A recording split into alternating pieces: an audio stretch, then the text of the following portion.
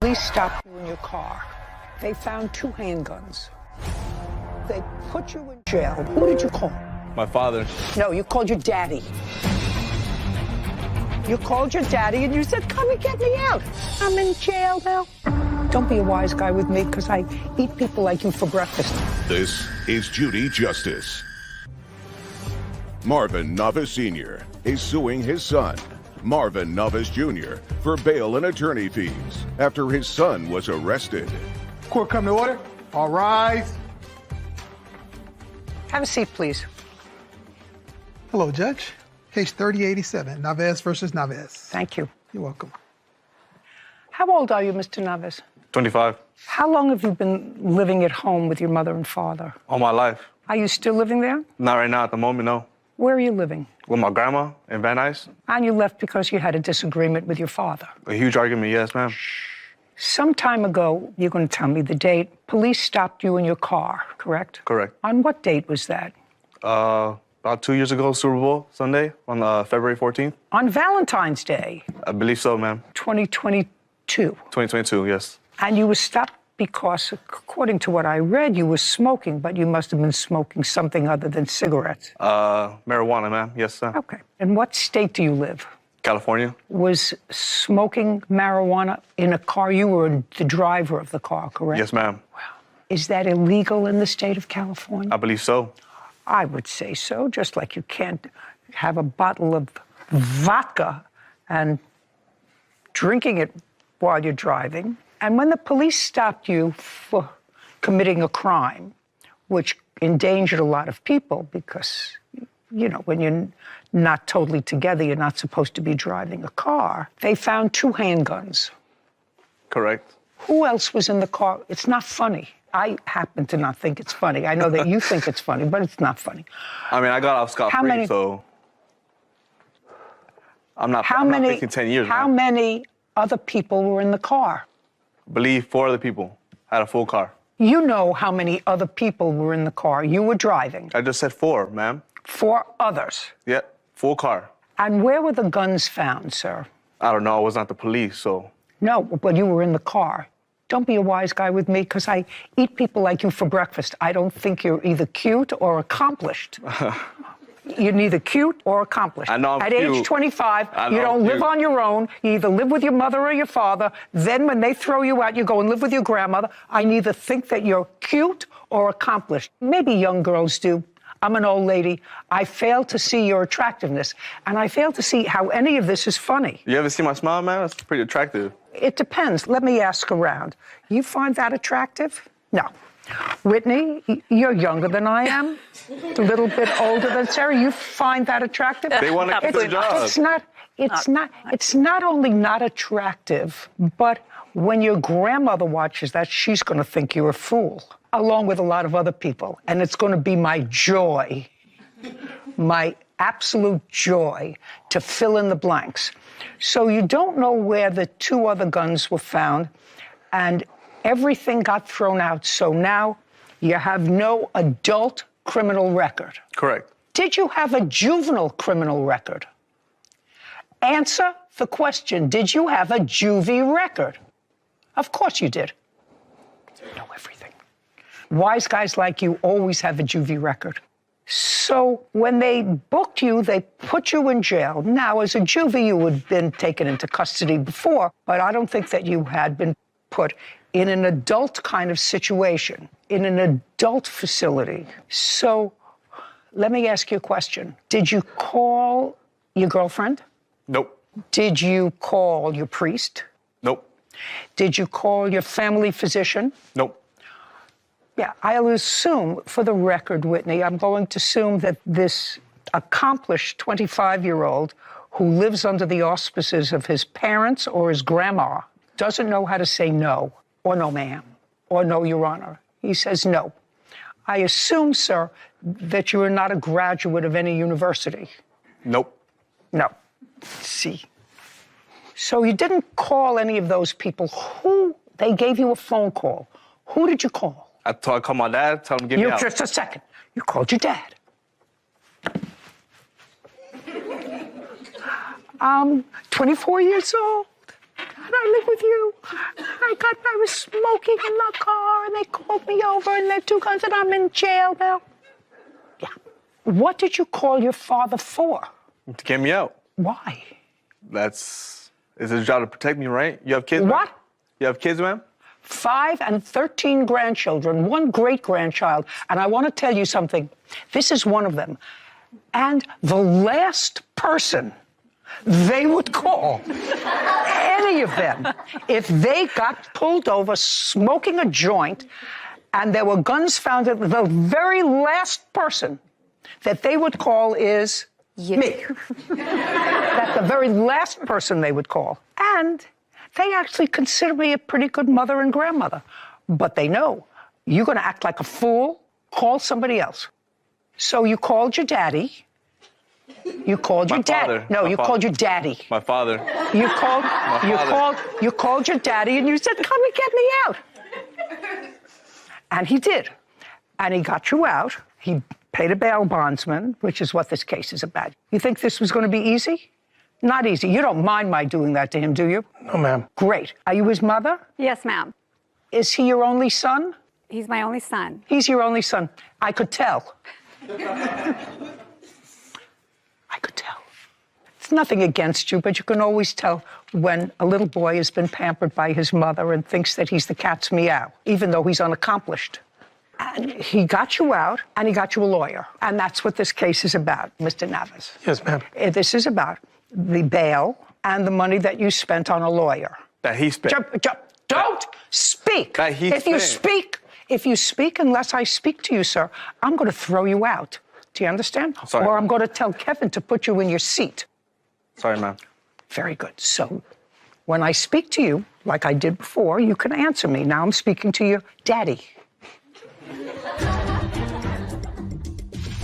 Marvin Navas Sr. claims his son, Marvin Navas Jr., owes for the cost of bail and attorney fees after his son was arrested for illegal firearms. Okay, so you are suing him for the $2,800 or whatever it was for the bail bondsman, and you also paid an attorney $14,000. Yes, ma'am. Now, when you paid this money to the lawyer and to the bail bondsman, what kind of work was your son doing? Before that, he was working for a security company. As a what? In the warehouse. So he was working at a minimum wage kind of job. Yes, ma'am. And so you knew that he didn't have $14,000 or $16,000. You knew that he didn't have that. And he's living with you instead of living on his own because he's not even earning enough money to have his own apartment or to pay for his own gas, electric, utilities, water, heat, air conditioning. So he's living in his room, in his old room. Yes, ma'am. Ultimately, the case was dismissed. It's not completely dismissed, ma'am. The statute of limitation hasn't expired. So is the case still pending? Yes, because I have this email that... Can I see what he's got? Yes, ma'am.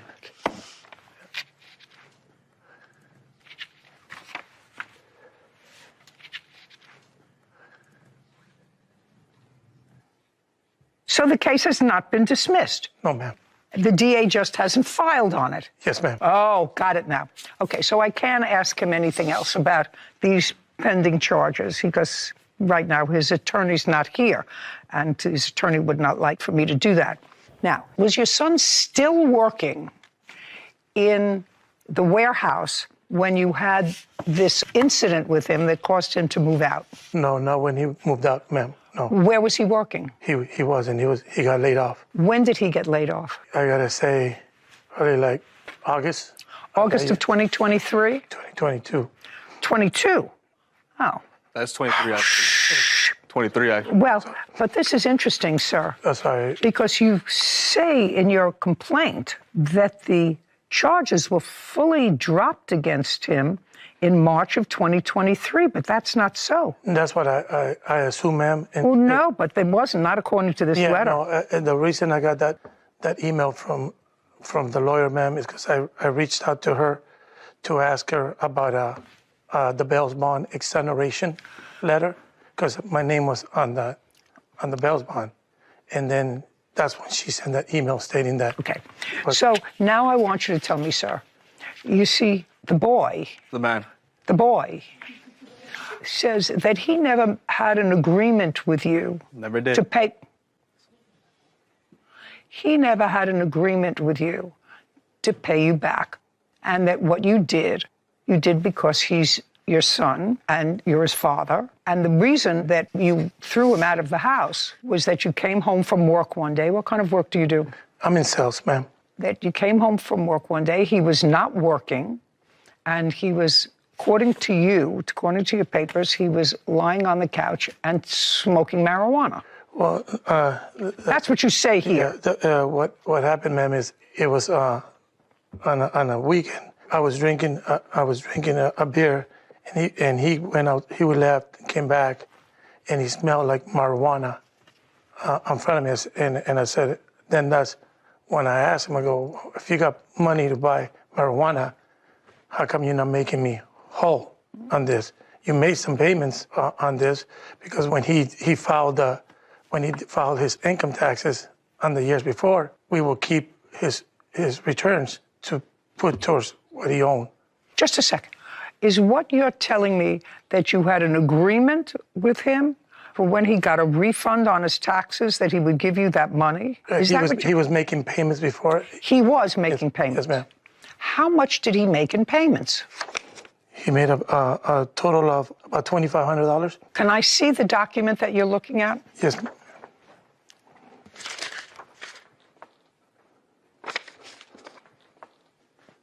Okay. This says that you did, in fact, make some payments to your father. Income tax return, and that was in April of 2023 that you did, in fact, make a payment to him of $1,222. Is that correct? I believe so. If it says Just right a there. second. I'm asking you a question, boy. If it says right there, I don't recall that, so. Okay. Do you recall that you got a refund on your taxes? Maybe. It could have been a stimulus check. I don't know. All right, well, I can see I'm not getting anywhere with you because you're a moron. And what you really don't know, sir, is how to read the room. And, you know, sometimes people learn that when they're very young. Sarah learned how to read the room when she was 3. Doesn't require an education. It requires listening to what's going on around you. So if you listen to what I was asking you before, it's perfectly logical that your father might think that because you had money to go out and buy weed, you should be paying him. But in reality, he had no expectation of being repaid because you had either no job or a low-paying job. That's a perfectly reasonable thing for me to think as a parent. Do you understand? Yes, ma'am. Okay. But when I ask you, and I'm sure that you remember because we're not talking about something that happened 10 years ago, but a few months ago, you got a tax return, $1,200, and you gave it to your father. That's either a yes or a no. That's not I don't remember. I don't remember means that you're dull-witted. Are you dull-witted? No, ma'am. Okay. You're not dull-witted. You're a wise ass, but you're not dull-witted. Then you made several other payments. In April of 2022, you again gave your father $1,123. Does that sound familiar? Nope. No. He could have typed that up yesterday. He could have. Just a second. He could have. So what you're telling me is that you never made any payments to your father. Is Not that I recall, ma'am. No, that's not an I don't recall. That means that you're dull-witted. Marvin Navas Sr. is accusing his son, Marvin Navas Jr., for refusing to pay back bail money and attorney fees after his son was arrested. Now, if you in fact made payments to him, you would know. I don't remember exactly what they were, but I did pay him some money when I could, when I was working, or when I got my tax return. You're a wise guy, but you're not dull-witted. So I want you to think hard. Don't give me I don't remember.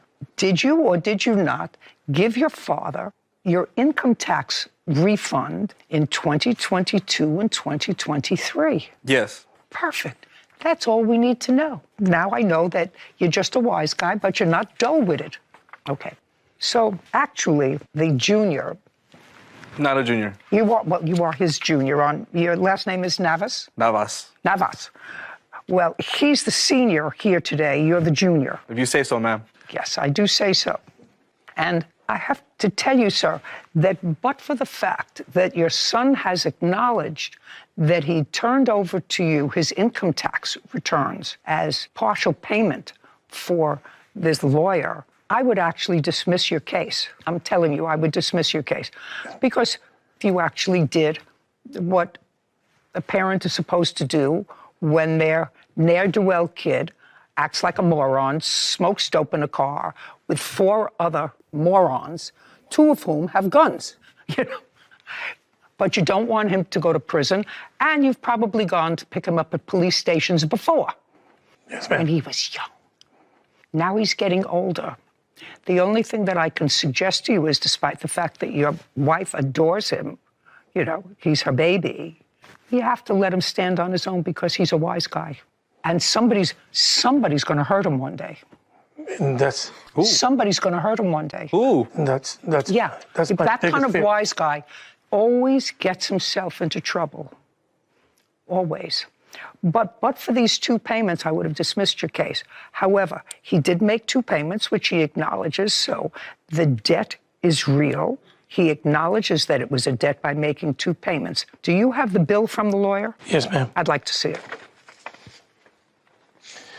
Here's the bill. Here's the receipt. And this is what we paid.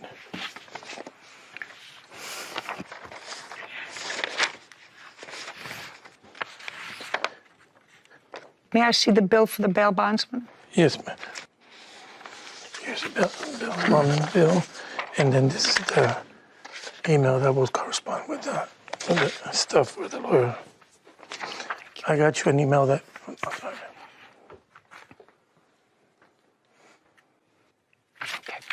Is he living with your mother or your wife's mother? My mother. Your mother. Yes, ma'am. How does she feel about that? She loves me. Shh. I didn't ask you anything. You know, she loves him. She's torn up. Does she have anybody else living with her? My brother. And to the best of your knowledge, is your son working now? No, I don't know. I haven't spoken to him since May. This is the first time I've seen him. Are you currently employed? I'm looking for work. No, I'm not employed right now. I'm looking for work. Okay. Well, in case you find work, I'm entering a judgment on behalf of your father for $10,000, which is the court's legal limit. He paid the lawyer a minimum of $10,000, and he paid the bail bondsman. I would hope that your legal case ends well for you, sir. Appreciate it, ma'am. I do hope it ends well. And it seems to me that you have certain innate intelligence. If you waste it, it's your life that you're wasting, nobody else's. We're done here. Thank you. This court is adjourned.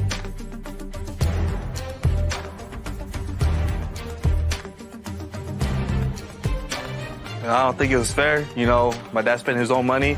He paid the lawyer himself. He got the bail bonds himself. I just made 1 call when I was in jail. I was very happy with it. You know, I needed to have this foreclosure. I believe he was my dad. It was obligations to, you know, for his son to just get me out. I don't think I owe him a dime. Well, you know, if that's what he thinks. What can I do? All you can do is be a father. He's not really a crier like that.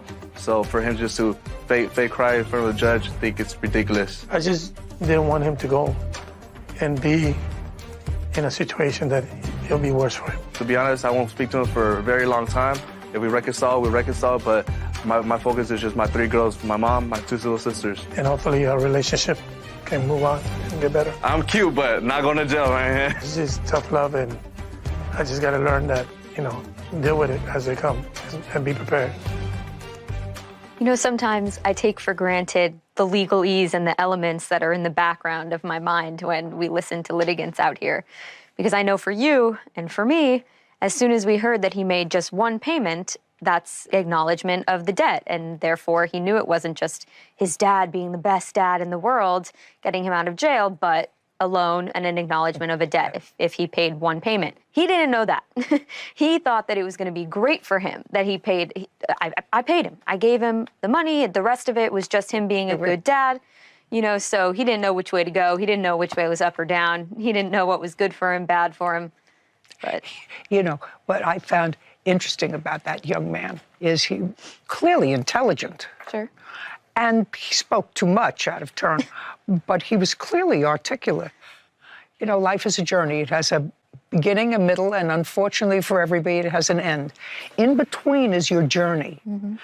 And that is a wasted journey because he's just a wise guy. Yeah. And he's not taking advantage of these wonderful innate gifts that he has of being able to communicate and being nice looking and looking healthy.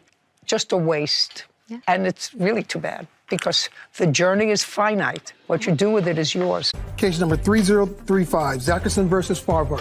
All parties, please come forward. Sarah Bell Zackerson is suing dog groomer Tracy Farber for negligence after losing her dog, Benji. Miss Ackerson, you're a dog lover. Yes, And for years you had 5 dogs or 4? 5. What kind did you have? I have a Maltese poodle, I have a cabin poodle, I have a poodle, Shih Tzu, and some dog I found in the street. I don't know what kind it is, but yeah. Small dogs. Yes, it's small. They don't weigh more than 15 pounds.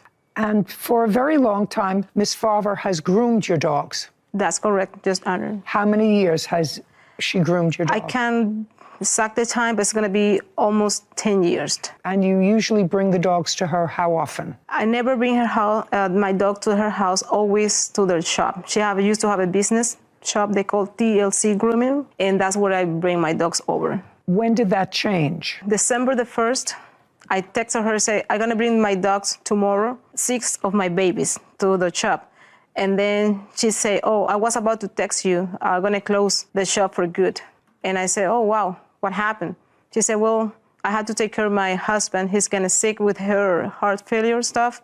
So I don't want to be away from him. So you can bring them to my house and I can groom them. So, and I said, well, I want to send my brother over So there. you were sending 6 dogs? 6. That day I sent 6. And you decided to have your brother bring them to the house? That's correct. And that was on December 2nd? That was December the 2nd. Okay, and how long did the dogs usually stay there? For the day? Say to end of the day because they're 5. So 1 full day? Yeah. How much do you pay her for the 6 dogs?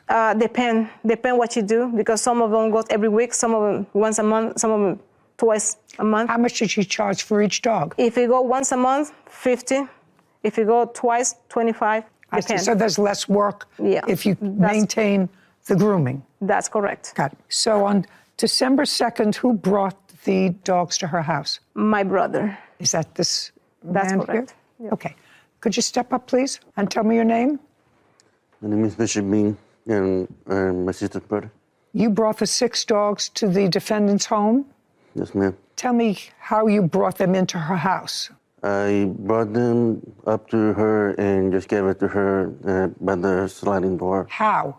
just one by one. So you handed them to her individually, unleashed, Yeah, by holding them on her and you just handed them to her? yeah, Okay. Where did you pull up in the car? to the driveway. You brought them into the door, or she came out? I brought it to her. Okay. Did you also pick the dogs up? I picked 4 of them, but one was missing. So only 5 were sent Yeah. that day. When you went to pick up the dogs, you only saw 4, or did you see 1 and 1 ran away? When I went to pick up the dog, I only realized that there were 4 and 1 was missing. And when I went to ask, Where did you go? Did you go inside her house? I didn't go inside the house. Well, I picked it up on the side of the driveway. how? They opened the door of the driveway. It's a big sliding door that they have that kind of open just a little bit, that they can hand me the dog. She handed you the dogs. Not her, but the son. Is that you? Yes, ma'am. Okay, stand up next to your mother. Okay, tell me your name. Nicholas? Nicholas, when the plaintiff's brother came to pick up the dogs, Yes, ma'am. how many dogs did you give him? I gave him 4 and asked my coworker to bring out the other one. You help your mother with grooming?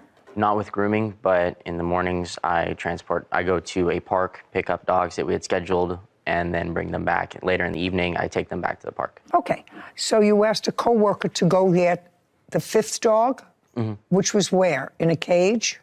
And that's what we believed, yes. What do you mean that's what you believe? Sarah Bell Zackerson claims dog groomer Tracy Farber lost her dog Benji while in her care. Tracy is countersuing for the cost of draining her pool. Okay, so you only turned over 4 dogs. Yes, ma'am. to the plaintiff, Yes, ma'am. plaintiff's brother, and you don't know what happened to the fifth dog No, ma'am. personally, Personally, no. and you never saw the fifth dog on the second. No, ma'am. Okay. Do you know what happened to the fifth dog? Yes, ma'am. The fifth dog was released to him. He had dogs in the vehicle and came back to ask me. Just a second. Were you there? Well, I was in the salon after the dogs had already been given to him. Your son only gave him 4 dogs. But he was not the only one involved in giving the dogs back. Then you should have brought that person because you weren't there. You should have brought that person because you weren't there. Should have. Well, your son says he only turned over 4 dogs. He asked his colleague to bring out the other one. The other one wasn't there. Am I getting that right, sir? Yes, ma'am. Okay. Well, so just don't talk to him. He's talking to me. You can have a seat now. Okay. So, Ms. Farver, bottom line is, you can sit down now. Thank you, ma'am. The plaintiff's brother, at her direction, brought you 5 dogs. Only 4 were returned to her, so 1 was missing in action on your watch. 1 dog. That's clear. Now, she's suing for the negligence. She doesn't know what happened to that dog. You have a counterclaim that's sort of ridiculous. Well, I have proof that she says that she lost her dog there. Just a second. He misunderstood. Just a second. And when he counted, he said that Benji ran out with them. But he said that Benji runs away all the time. Let me explain something. Let me explain something to you. Your witness that you brought with you today said he only turned over 4 dogs to the plaintiff's agent. But he wasn't the only one that turned over dogs, and then he leaves that situation to go deal with another situation. Deal with me, and I've said to you, then you didn't bring the second witness because you weren't there. You didn't bring the second witness to say, I did in fact turn over the dog to him. Did she? Just a second. Did you on December 2nd ever see that dog? No, ma'am. No. Okay, that's what I thought. All right, so you're responsible for that dog. Now, the dog was how old? 14 years old. And what was the breed of that dog? Maltese Poodle. When you found out that that dog was missing, I gather you all went back and tried to find it. Yes. Yes, Your Honor. That you all went back and tried to find it, and you couldn't locate on your property. How much property do you have, by the way? How many acres property do you have? It's about 1.5 acres. I do want to see pictures. It's all. No, I don't have to see pictures. The dog was missing. That's your problem. That's your problem. The dog was missing under your watch. So there's a question of damages because she's entitled to a certain amount of damage for the loss of her dog. Unfortunately, we talk about replacement value. You know, how much is a multi-poo to replace? I don't know. Could you look up, Sarah? Sure. The cost. Give me a general price of the cost of a multi-poo. They're cute. Just on an initial search, so it looks like $2,000 to $3,000 when purchased from a breeder, but can go up to $4,000 for certain colors and reputation. Okay. So we talk about replacement value. Replacement value is about $2,000. The dog was 14 years old. I'm not even factoring this in. You had that dog for 14 years? Yes. Okay. You're entitled to that. This is what your counterclaim is. Your counterclaim is ridiculous, and I'm dismissing it. You say that you were forced to drain the pool because they thought that maybe the dog fell into the pool, and it cost you $2,800 to drain the pool. I don't care. I don't care if you have to drain your whole house. Your counterclaim's dismissed. Judgment for the plaintiff in the amount of $2,000. We're finished. Thank you very much. This court is adjourned. Well, I mean, I'm happy for Sarah Bell. That she feels like her grief was compensated. When she lost my dog, she never told me. He was a known runaway and didn't have any identification and wasn't chipped. You lose my dog. It's belonged like my son, my kid. For 14 years old, it means a lot to me. I wish that we would I've always wished we'd find him. I miss Benji a lot.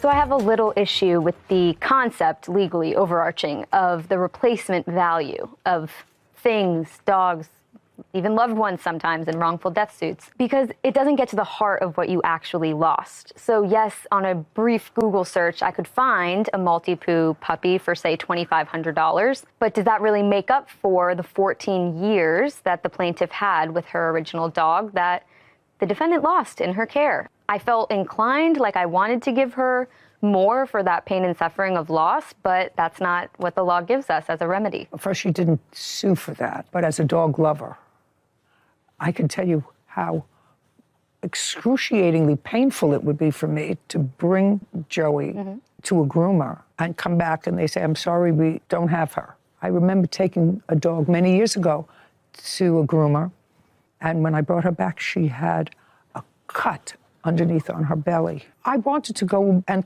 commit a murder because the groomer hadn't told me about it, but for the fact that I saw drops of blood on my carpet, I wouldn't have seen it. So, you know, as a dog lover, and clearly this plaintiff was a dog lover because she methodically had them all groomed.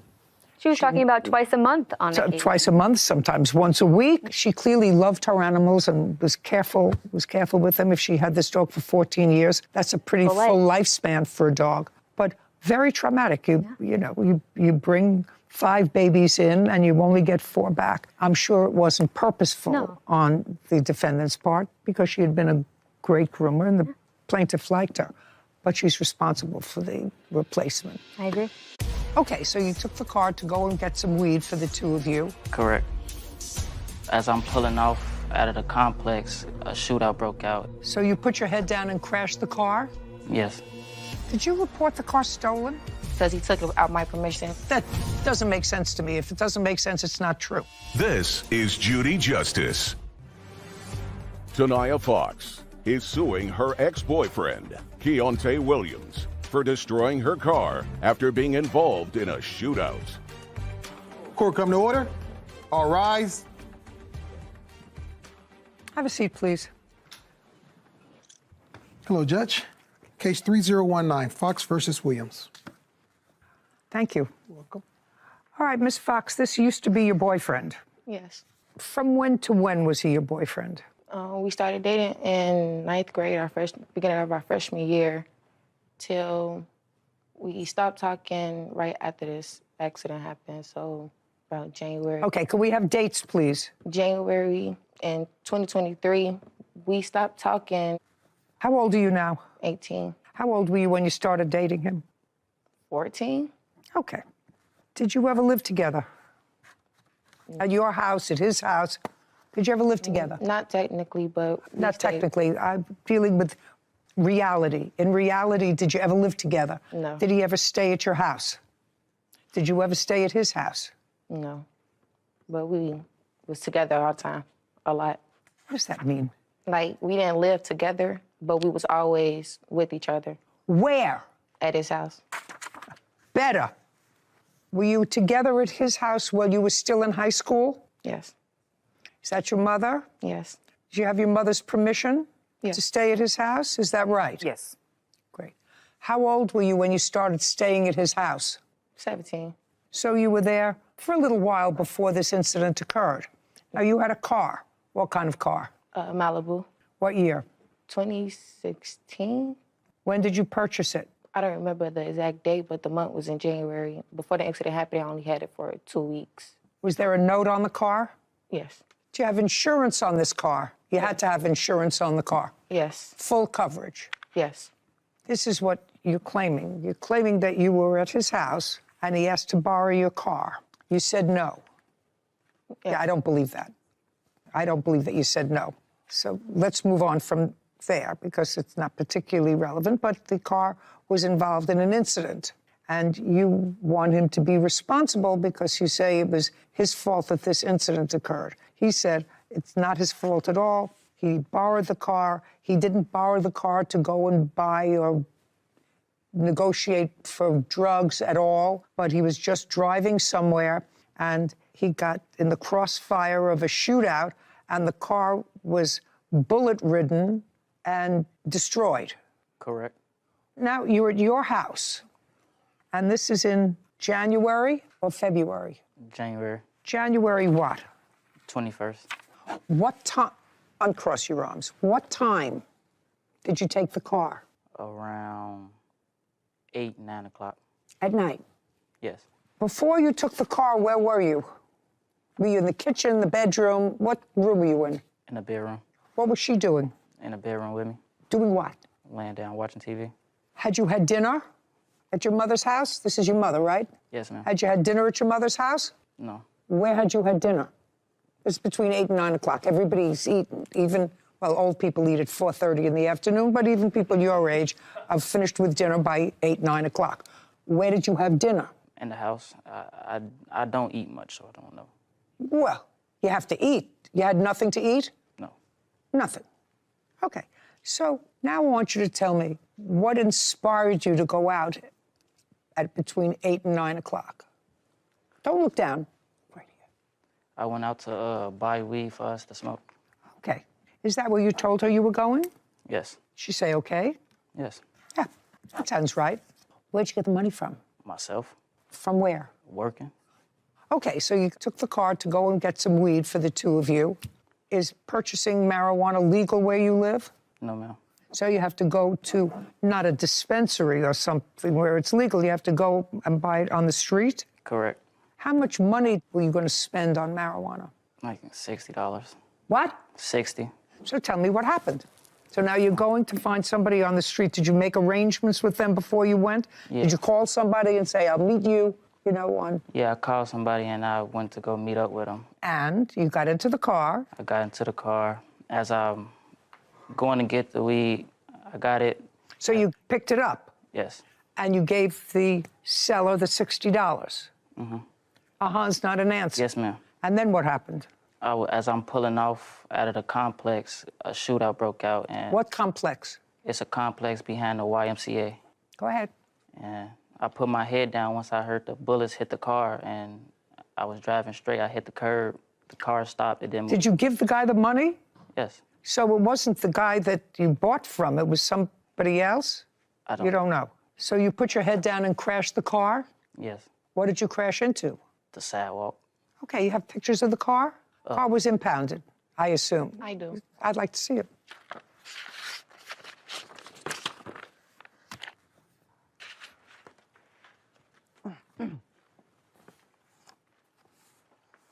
Oh, that's pretty disastrous. Now you had full insurance on this car. Yes. And you had only had the car 2 weeks. Yes. So did they total the car? The insurance people? Yeah. No, I had tried to put in a claim for them to get it fixed, but they denied it. The police totaled it and put it inside the pound. I didn't understand a word that you said, so keep your voice up and speak slowly. The police put it inside the pound, but the insurance people, they just denied my claim that I put in for it to get it fixed. Why? They said that because the keys was in the engine, that it was technically my fault. Like, my fault. I have the denial letter. I'd like to see it.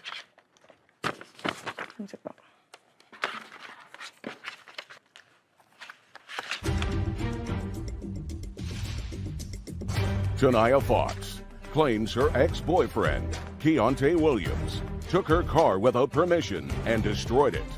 Keontae is countersuing Tanaya for stealing money from his Cash App account. Where's the car now? It's still inside the shop. No, I actually don't understand this. When was the last time you made a payment on the car? Tell me when the last time is you made a payment on the car. This month. On Show me.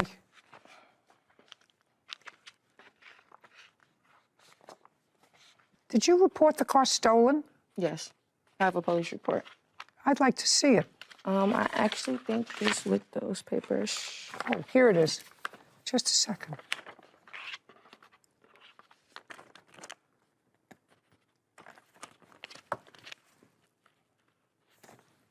This is a report of steal. First of all, he didn't steal the car.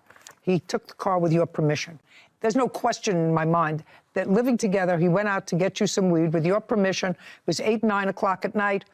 There's no way that you said to him, no, you can't take it, and he took it anyway. It just doesn't make sense for a 17-year-old and an 18. That doesn't make sense to me. If it doesn't make sense, it's not true. Who decided to say that the car was stolen and tell that to the police? Who thought that that was a good idea? Me, because it was. I didn't give him permission. I actually told him to take his mother's truck, and he's told me no. Okay. Have you driven her car before? Yes. How many times? A lot. How much? More than 20 times? Mm-hmm. Yeah, sure. So I don't believe you. Now, the problem with you reporting the car stolen is that they didn't find that the car was stolen. They found the keys in the car. They found no evidence of the car being stolen. So they said the car wasn't stolen, the keys in the car. That means somebody had permission. That's still not a reason for an insurance company to deny a claim if you had full coverage on the car. So I would say that you're suing the wrong person. He's not going to pay for the car. He's not paying for the car. Your Honor, I have evidence that he actually went out to go sell marijuana. He wasn't buying it. I actually have a text message because we know who shot at the car. It's actually his cousin. I text. Oh, just a second. Do you know who shot at the car? No. I have messages of me texting the person and telling them. I'd like to see it. So you know who shot at the car? Madam, you know who shot at the car, is my question. Yes. Then sue them. Yeah.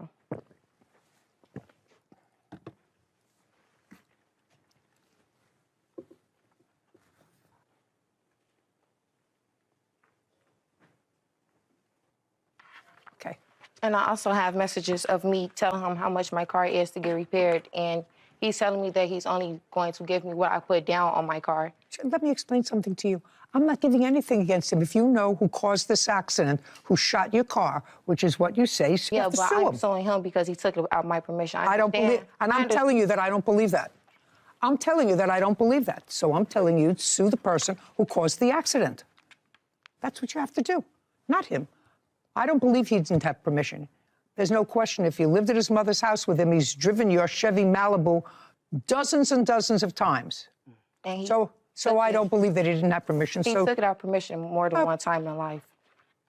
Sue the person who shot up your car and caused this accident. You say you know who it is. My car would have never been inside an accident if he didn't take it out my permission. Do you understand what I just said to you? Yes, I do. I said I don't believe you. Sue the person who shot up your car and caused the accident. You know who they are.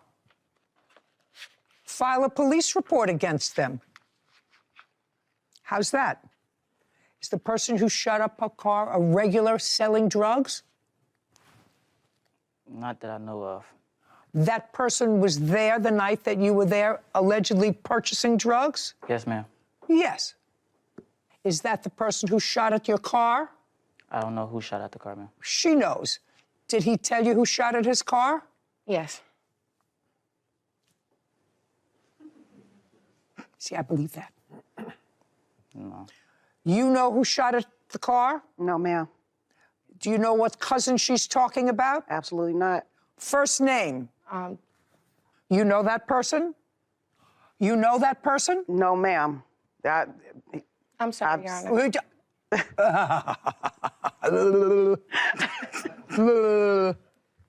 Okay, so your case against him, for that is dismissed. He got a counterclaim, taking money out of her. Did you take money out of his Cash App? No. Show me proof she took your money out of Cash App. Well, I don't have any proof, but she have took over my whole email. Just a second. She never gave my email. Just a second. I said, show me proof she took money out of your Cash App, is what you said to me. I don't have any proof? I don't have any proof that she took it out, but I have proof that I gave her money. I don't care whether you gave her money or not. Excuse me, Your Honor. I didn't ask you anything. He has a counterclaim that you took $600 out of his Cash App without permission after this incident occurred. He says he has no proof. His counterclaim's dismissed, as is your claim. Now I'm going to do the second half of this case. You sit down over there, you move over there, and you're the mother. You're his mother. You move over here. Perfect. Sit down. Call the next case. Case number 3019, Williams versus Fox. Yeah.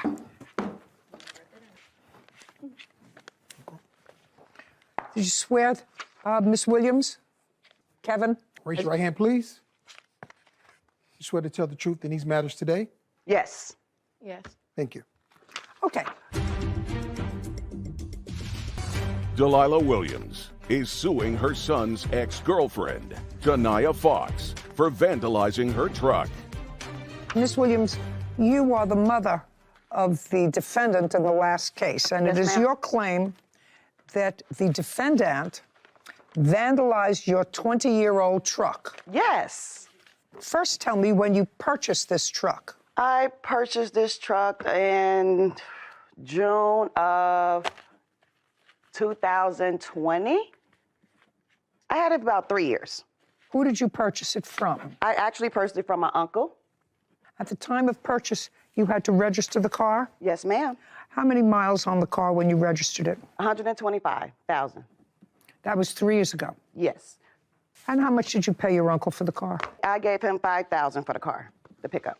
You give him $5,000 in cash? Yes. And you kept full coverage on the car, is that right? Yes, ma'am. It is your claim that she vandalized the car, and I'm going to get to proof that you have that she vandalized your car. According to you, you had full insurance on the car. Yes. And the insurance paid you for the damage, totaling the car, according to you. Yes. And gave you how much money? They gave me $9,000. They gave you $9,000 for a car that you paid $5,000 for. Yes. So far, you're ahead of the game, $4,000. Yes, I was. And then, according to this, you bought the car back from the insurance company. Yes. For how much? $2,100. So you're still ahead $2,000. Yes, ma'am. And you have your truck back. Yes, ma'am. Okay. And what you're asking for in your lawsuit against the defendant, if I find that she actually vandalized your car, is $3,879. Yes.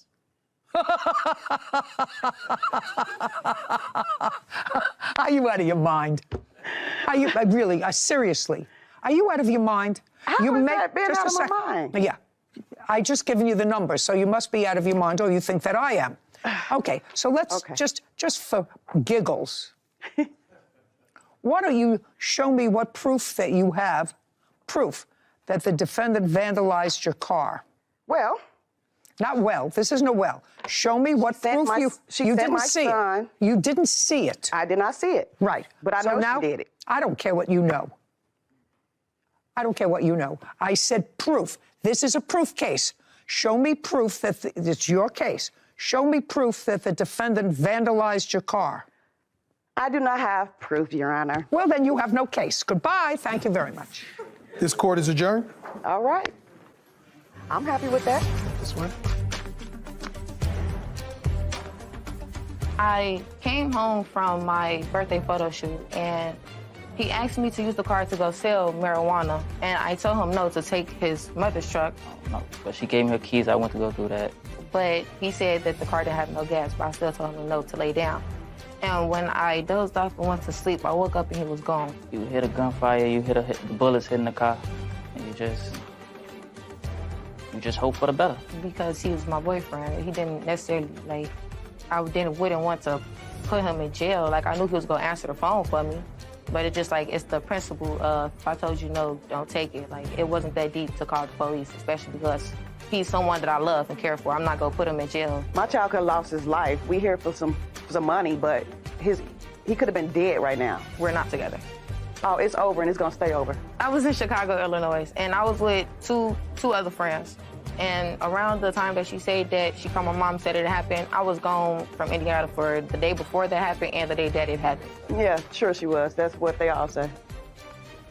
There were so many pieces of that case that were reminiscent of other things. First of all, Sarah, I'm still not comfortable with the wisdom of a parent letting a 16, 17-year-old go and live with her boyfriend in their house just because they want to. Yeah. And, you know, live together. I just think that it's such poor judgment. And I know that that's provincial and maybe not au courant with what's going on in the world. But I just find it not in a forward trajectory of anywhere. Seems to lead to more problems that we see than solutions. So then, you know, then forever. Then quick engagement. And forever Usually romances. more problems. Yeah. And the second thing that I found particularly troubling was that this young man, who I think gave me totally honest answers. Seemed honest. Maybe not about selling, maybe instead of buying, he was selling. I'm not sure. But so casually, knowing that it's illegal in the jurisdiction where they live to buy, sell, or possess marijuana, and I'm not getting into that discussion now, there should be a federal standard so you know where you are from one state to another. But he knew it was not legal, and how casually he admitted committing a crime. I did look it up beforehand, and then when he said it, I just cleared the tab because we didn't need the information anymore once he admitted that he knew it was against the law. It was certain thing. I only looked briefly, but it looks like it's a misdemeanor crime with a fine to possess up to a certain amount in Indiana currently. But yeah, but I mean, so in addition to casually admitting to, a misdemeanor here today, also just the demeanor of the defendant speaking about his car being shot up with him inside of it. It was like, I had oatmeal for breakfast. I was like, that seems like something, it was very casual, very monotone. Like that would be a huge life event, in your mind, in my mind, in, many people's minds. And it's just unfortunate that it's become so ingrained in what's going on today that it's just like... Yeah, and I wonder whether that would have happened had the laws been different in Indiana. Don't know. Yeah. Certainly, his mother knew that her lawsuit was ridiculous. She got paid twice. She made out like a bandit in having... Still made a profit. Yeah, on she made a profit on vehicle. it. Yeah, right. I don't know how that happens. Anyway, interesting case. He took money out of your account. We've split money back and forth. I wasn't keeping tally. I'm asking you what you... I sent her money, she sent me... Just a second. Now it's going to get difficult. This is Judy Justice. Jill Wyatt is suing her ex-boyfriend, John Moore, for the money he spent while she was in jail. Court come to order. All rise. Have a seat, please. Case 3046, Wyatt versus Moore. Thank you. Welcome. Miss Wyatt, how long were you and Mr. Moore in a relationship? We've known each other for about 18 years. Did you ever live together? On a couple of occasions. When was the last time you lived together? January, I believe, 2022. Were you living in a house or an apartment? It was a house. Was it a lease? Yes. Was the lease in your name, Mr. Moore's, or both? No. Apparently, it was an arrangement that he had with the person that he gave the money to. There was no paper. We're getting far off the field, but it's getting more interesting. Now, Mr. Moore, Miss Wyatt, although I believe she probably has a good memory of this, I have just a sense that she's reluctant to give me information about this for whatever reason. In January of 2022, sir, you and the plaintiff were living in a house together. No. When were you living in a house together? We've never had a relationship. We've never lived together. When you say live together, I come over. I got a girlfriend I've been having for the whole time, so I've never lived with her. Do you remember the house she's talking about, yes, sir? Yes, I do. All right. The one she destroyed. I don't want you, just a second. I don't want you to play around with me. Okay, I'm not. Okay. Do you know the house she was talking about when the two of you were together some of the time in a house in January of 2022? That's a yes or a no? Still a no. Okay. So the house that she's talking about, you lived in alone? I lived in with my girlfriend, actually. Oh, just a second. Did Miss Wyatt ever come to stay in that house with you before you had your then current girlfriend? When I first got the apartment, Miss Wyatt was going to come. She didn't get along with the lady upstairs. She said she wouldn't come, destroyed the house and left. Okay. Well, if she destroyed the house, then she was in the house. Just a second. Yes, ma'am. If she destroyed the house, then she was in the house.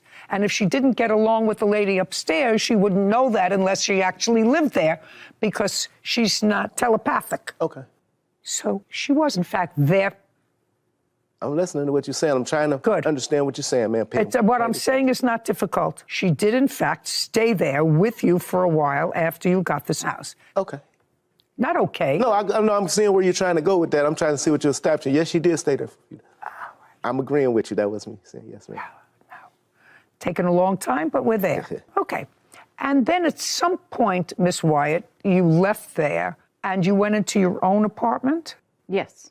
Okay, and where is your apartment? I moved into a trailer. That you were renting? Yes. I just want to know. I'm getting ahead of myself, but that's the trailer that he was supposed to pay rent on and utilities on when you went to jail? Yes, ma'am. So from 2020 until the time you went to jail for, 18 months? 78 weeks. Or, I'm sorry. 78 days. What did you go to jail for? In 2018, I received a. I'm sorry. Just a second. 2018, you had a conviction. Yes, I ended up serving the time in 2022 for theft. Correct. I stole Thanksgiving dinner, ma'am. Are you sure? It sounds like 78 days is a lot. Were you on probation first? Yes. Did you take a plea in that case? Yes. Okay. And as part of the plea, you were placed on probation? Correct. What was the crime that you pled guilty to? I want to understand this. What, was it petty theft? Was it grand larceny? What was it? No, it was retail fraud / shoplifting for $170. Okay. That's what it's. And you were placed on probation? Yes. Why was your probation violated? Because that clearly was why you went to jail for 78 days, not because of an old crime, but because you violated probation. I wasn't keeping in contact with my probation officer like I was supposed to. Okay. So this case is about the fact that you asked Mr. Moore, who you knew for a long time, to take care of your expenses, your bills, while you were incarcerated, and you gave him your phone. Yes. Your phone had the wherewithal, and he understood that because he acknowledges he used it to take money out of your bank account and pay bills, et cetera, with it. And you acknowledge that she gave you her phone for that purpose. She gave me her phone, not to pay bills, but to give her commissary and to keep up with her stuff. Pay her bills, some to put in her commissary, and the last thing you said was pay her bills and... Put money in her commissary and keep up with some stuff. That's the keeping up with some stuff is what we're talking about here, sir. Keeping up with what stuff? Phone bill, I mean... Just a second. Go ahead. Now it's going to get difficult. Okay, I'm listening. Do you understand? I know you are, sir. Keeping up with other stuff. Phone bill. She bought a... I'm sorry, I'll wait till you... What else? Phone bill? She ended up buying a computer at that time. No, I'm asking you. So, no, I'm telling you, that came off the monies that was there. She was incarcerated. So as a lot of things just come off the phone as a bill, like... No, I'm asking you what you... What did I? What you were supposed to take care of. It was never etched out. And what I'm saying is she wanted me to stay at her house while she was gone. And that was a means for her to keep in touch with me or keep in contact. Okay, no. That's something that I didn't get out of this. So... She wanted you to stay in her trailer, because she was living in a trailer at the time while she was incarcerated. Yep. Where had you been living? At my house. That's where I currently live now, with my girlfriend. With your girlfriend. She wanted you to stay in her trailer? Yeah. With your girlfriend? No. She wanted me to be there so she can keep up with me. That was a means of me having her phone and being in her car, and being other thing would be a way for her to keep up with me while she was incarcerated. And did you like that idea, Mr. Moore? Not Just really. a second. No. I mean, did your girlfriend like that idea? Not at all. So why didn't you say to her, I don't want your phone, and I don't want any responsibility. Shh, listen to me. I'm living with my girlfriend. We're not an item anymore, and I don't want that tie because my girlfriend knew that I was staying sometimes in your trailer and not being home. That wouldn't be a good thing. So I'm not going to take your phone. Find somebody. Who are you? Andrew Porter. I'm her son. You're her son. Mm-hmm. Is there anything wrong with you? No. Do you talk to your mother? Yeah. Yes. Do you work? Yes. Yeah. So your mother could have given you her phone and said, pay the bills. Yes, yeah. Yeah, right? Yes. You can stand next to your mother. Mm-hmm. It's getting more fascinating by the moment. Jill Wyatt claims her ex-boyfriend, John Moore, misused money she gave him while she was in jail. John is countersuing for a false arrest. So, do you understand, Miss Wyatt? I know that you thought it was going to be easier when you came here. No, I did not. But I'm very glad, because I have a feeling I could scratch the surface and I'd find more dirt. The more I scratched. You would. The more I scratched. Well, I have no intention of spending my life on this nonsense, because now I see that you have a perfectly normal child, an adult child, to whom you could have assigned the task of paying your bills. And I assume that you trusted him more than you trusted this guy, who seems to have a girlfriend, but then, it can be convenient. He can go here. It's never painted that way when it's in the midst of things, but he... I also work out of state. What? I work out of state. I'm like a field engineer, so I'm only in Michigan maybe a couple weeks at a time. That's okay.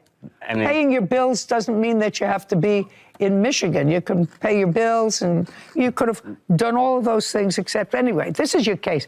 You allege that Mr. Moore took money out of your account, a couple of $1,000s. $781 of that he gave to me while I was in jail, but the remainder, he can't account for anything that he did. So somebody did put in your commissary? Yes, yes. Okay, he said he also sent you, there was $600 in the account when he gave the phone back to you. Was there $600 in the account when you were released from jail? The date of that? What's the date of it, sir?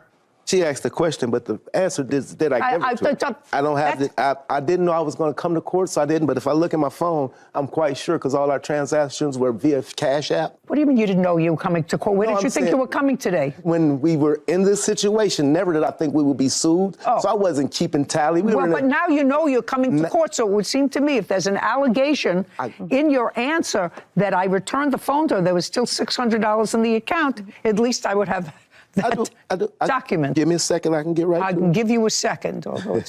I believe that amount was for the August rent on it. Just a second. All I'm asking you is, did he put $600 when he gave you the phone? Was there still $600 in the account? No, that was like a month after. That was for August. What do you mean it was for August? What does that mean? For the August rent. This whole thing with not living with me and not being with me or whatever is untrue.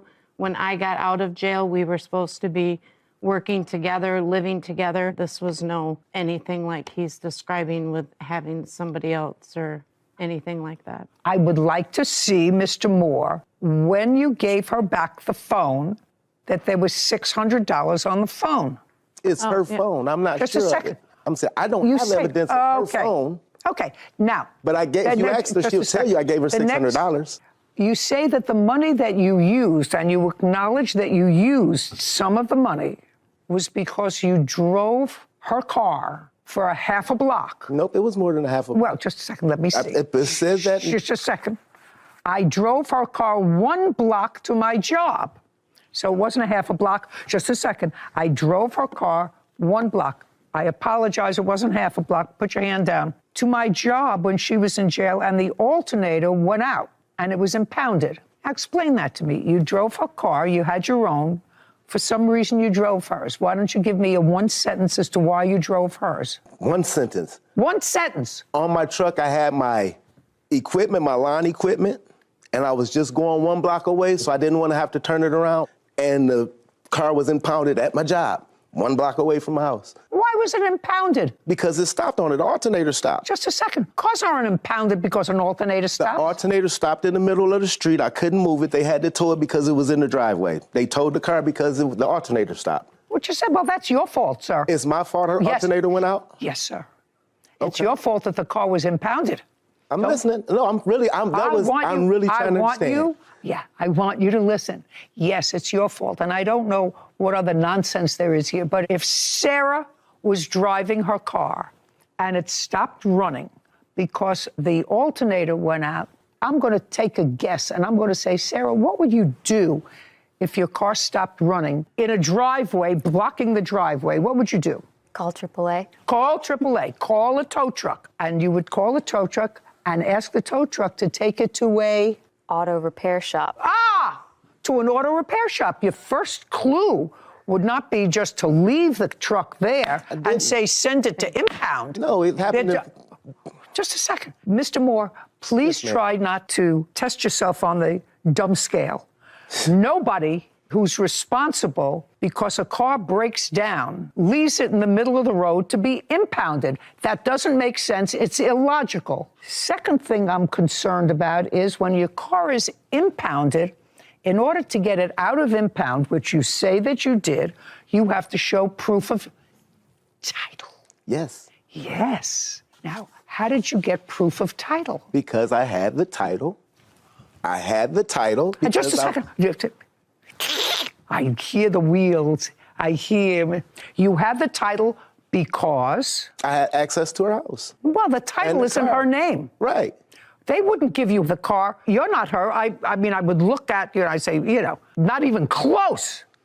unless she gave you authorization in writing to get the car out for her, no impound service is going to let you take her car, because anybody can pick up a title and say, I want that car out. Do you understand? Yes, ma'am. Okay. So you want to try that again with me? Here's my question. I end up getting a... No, just a second. Okay. I want you to tell me where it was impounded. It was impounded at my job. It was impounded, and it was in a place that was a high traffic. I walked back to the house. Yeah, I want to tell you something. You wouldn't know the truth if it came up and slapped you in the face, Mr. Moore. That's what happened. You wouldn't know the truth if it came up and slapped you in the face and introduced itself to you. Okay. Now, how much did it cost to get the car out of impound? It cost me $1,000 total. No, it didn't cost you anything because you took it out of her phone. Didn't cost you. It cost $1,000 to get it insured, retitled, so I could have the ability to get the car out. Well, how did you get her name on the title? What you mean? What do you mean, what do I mean? She has to sign it over to you in order to... It was already signed over to me. It was already signed over. It was already signed. I sell cars, Miss Judy. Just a second. You don't sell cars. You just told me that your car broke down on the way to your place of business. Yeah, to my job. On your job, and your job is not an auto mechanic or salesman for a car service, which is what you told me. I sell cars, Miss Judy. That's why the title was turned over to me, signed over, and I managed to get the car titled in my name. You want to try this on for me? Judge Judy, I'm sorry, I didn't mean to disturb you, but I was in a situation where it was impounded. They were charging $30 every single day, and she would have lost her car. So just say you... Just a second. No, I didn't. Just a second. I didn't forge anything. Well, you had to have forged something, sir. Because if it was in impound, and what you're saying is they were charging $30 a day, she was going to lose her car. Your next statement was, because you keep digging that hole a little deeper and a little deeper, you couldn't get it out because the car was in her name, not yours, but you had the title because you had access to the trailer, which is what she's suggesting, and you went and forged her signature, got a new title, got insurance, and the car was clearly towed, but you got it out of impound, that's what you said, with a new title in your name and insurance, also, I assume, in your name. Yes, ma'am. What did you do with the car? Gave it back to her when she got out. Just a second. You gave it back to her. Did you sign over the title? Yes. Shh. Jill Wyatt has accused her ex-boyfriend, John Moore, of stealing her money while she was in jail. John is countersuing, claiming Jill had him falsely arrested. Now, did you sign over the title to her? I signed over everything to her because she sold the car since then. Oh, did you sell the car? Since all this? Yes. Yes, ma'am. But he's... I'm what? He's what? I had to go through police department and the sheriff's department and threaten him in order to get my title back. He would not give me back my title. Not at all. Do you have any proof of that? Any proof of? That you had to go through the police department, sheriff's department, or anything else in order to get your title back. Do you have any proof of that at all? I don't have any proof of that, ma'am. Okay.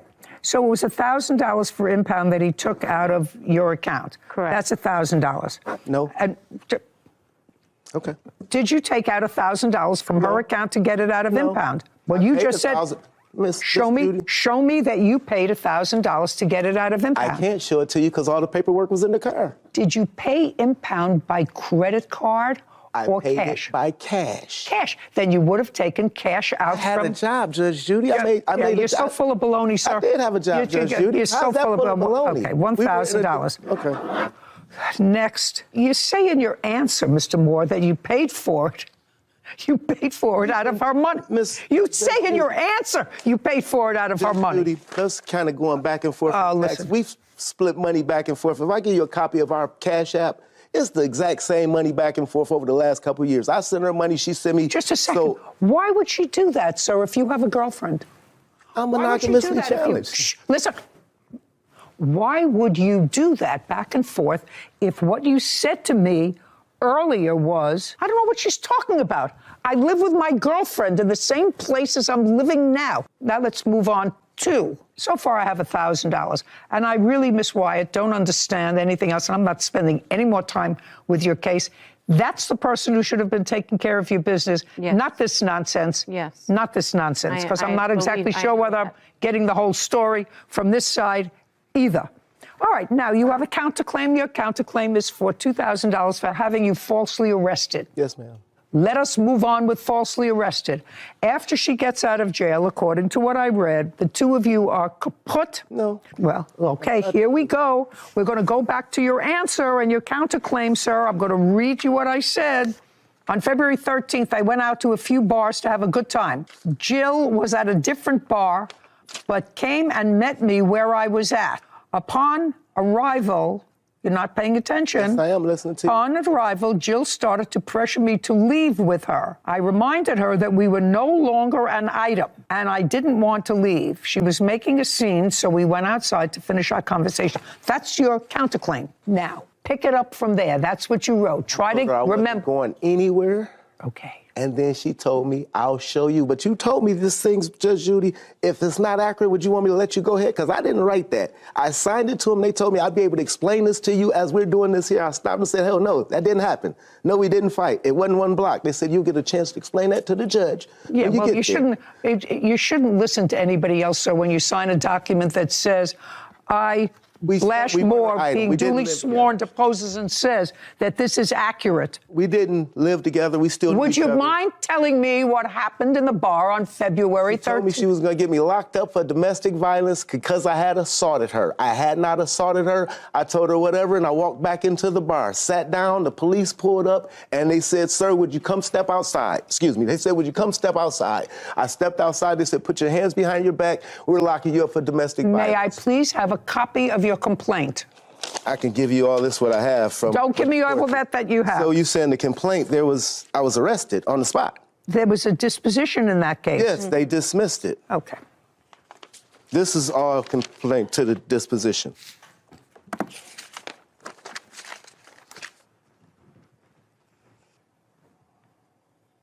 Oh, here we go. The case was dismissed in the interests of justice because you agreed to pay her restitution for just a second. Yep. That's what you agreed to pay her restitution in the amount of $246, which I assume represents the broken eyeglasses that she says that you broke.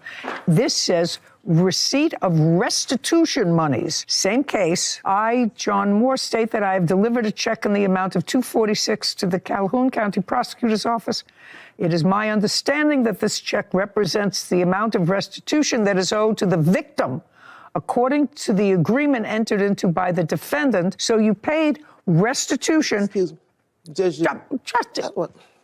I'm trying to, if you say something, I want to clarify. Just a second. Go ahead. Did you sign this? When I can talk. Did you sign this? Yes, ma'am. Then you're cooked. So if it's over. I got a question for you. No, I don't answer your questions. If I get off of work, I've been in this court case 5 times in a row. It cost me $200 and some to come to court, and they said we'll dismiss all charges. There'll be no charges at all if you agree to pay $250. I've paid $800 coming to court. So why wouldn't I just say, hey, here, I'll pay you the money and then try to sue you for false arrest? Because I never heard, where's the glasses at? Where's the picture of the glasses? The police arrested me on the spot. Mr. Moore, like a perennial victim, I really feel sorry for you. Your counterclaim's dismissed. So if I'm just getting arrested Mr. Moore, for doing anything, why wouldn't I pay it's dismissed. $250? Judgment for the plaintiff in the amount of $1,000. Your counterclaim's dismissed. I am finished with this case permanently. Thank you. Have a great day. This court is adjourned. It went just like I thought it would be. I'm pleased with the results. She mad. I don't want to deal with her anymore. My guards are up now. Hey, she wanted to get her day in court. I can leave with it. Not ask anybody for help. She the one was locked up for. I've never been locked up for stealing. She was locked up for stealing. That's the thief. The pot calling the kettle black. Just to be careful who you trust. There was a great line from the defendant out there. I don't think anyone caught it. But when you asked, how is it possible that you could live with the plaintiff and have your girlfriend and all at the same time? How's that possible? And then he moved on to something else and continued rambling. But he said, Miss Judy, I'm monogamously challenged. I'm monogamously challenged. No, and I heard it and I started laughing and I saw no one else made any sort of reaction. And I said, I must have been the only one that heard that or I misheard that. But I'm pretty sure that was his excuse. It's a great line. And it's true. Yeah, it seemed very true in that case. I have a feeling there's a lot more there. Yeah. But it was a lot more dirt to scratch. A lot more there, sure. but enough. Oh. That's a funny line. Monogamously challenged. Jessica Gaines, is suing her sister, Joanne Gaines, for car damages and harassment. Court come to order. All rise. Have a seat, please.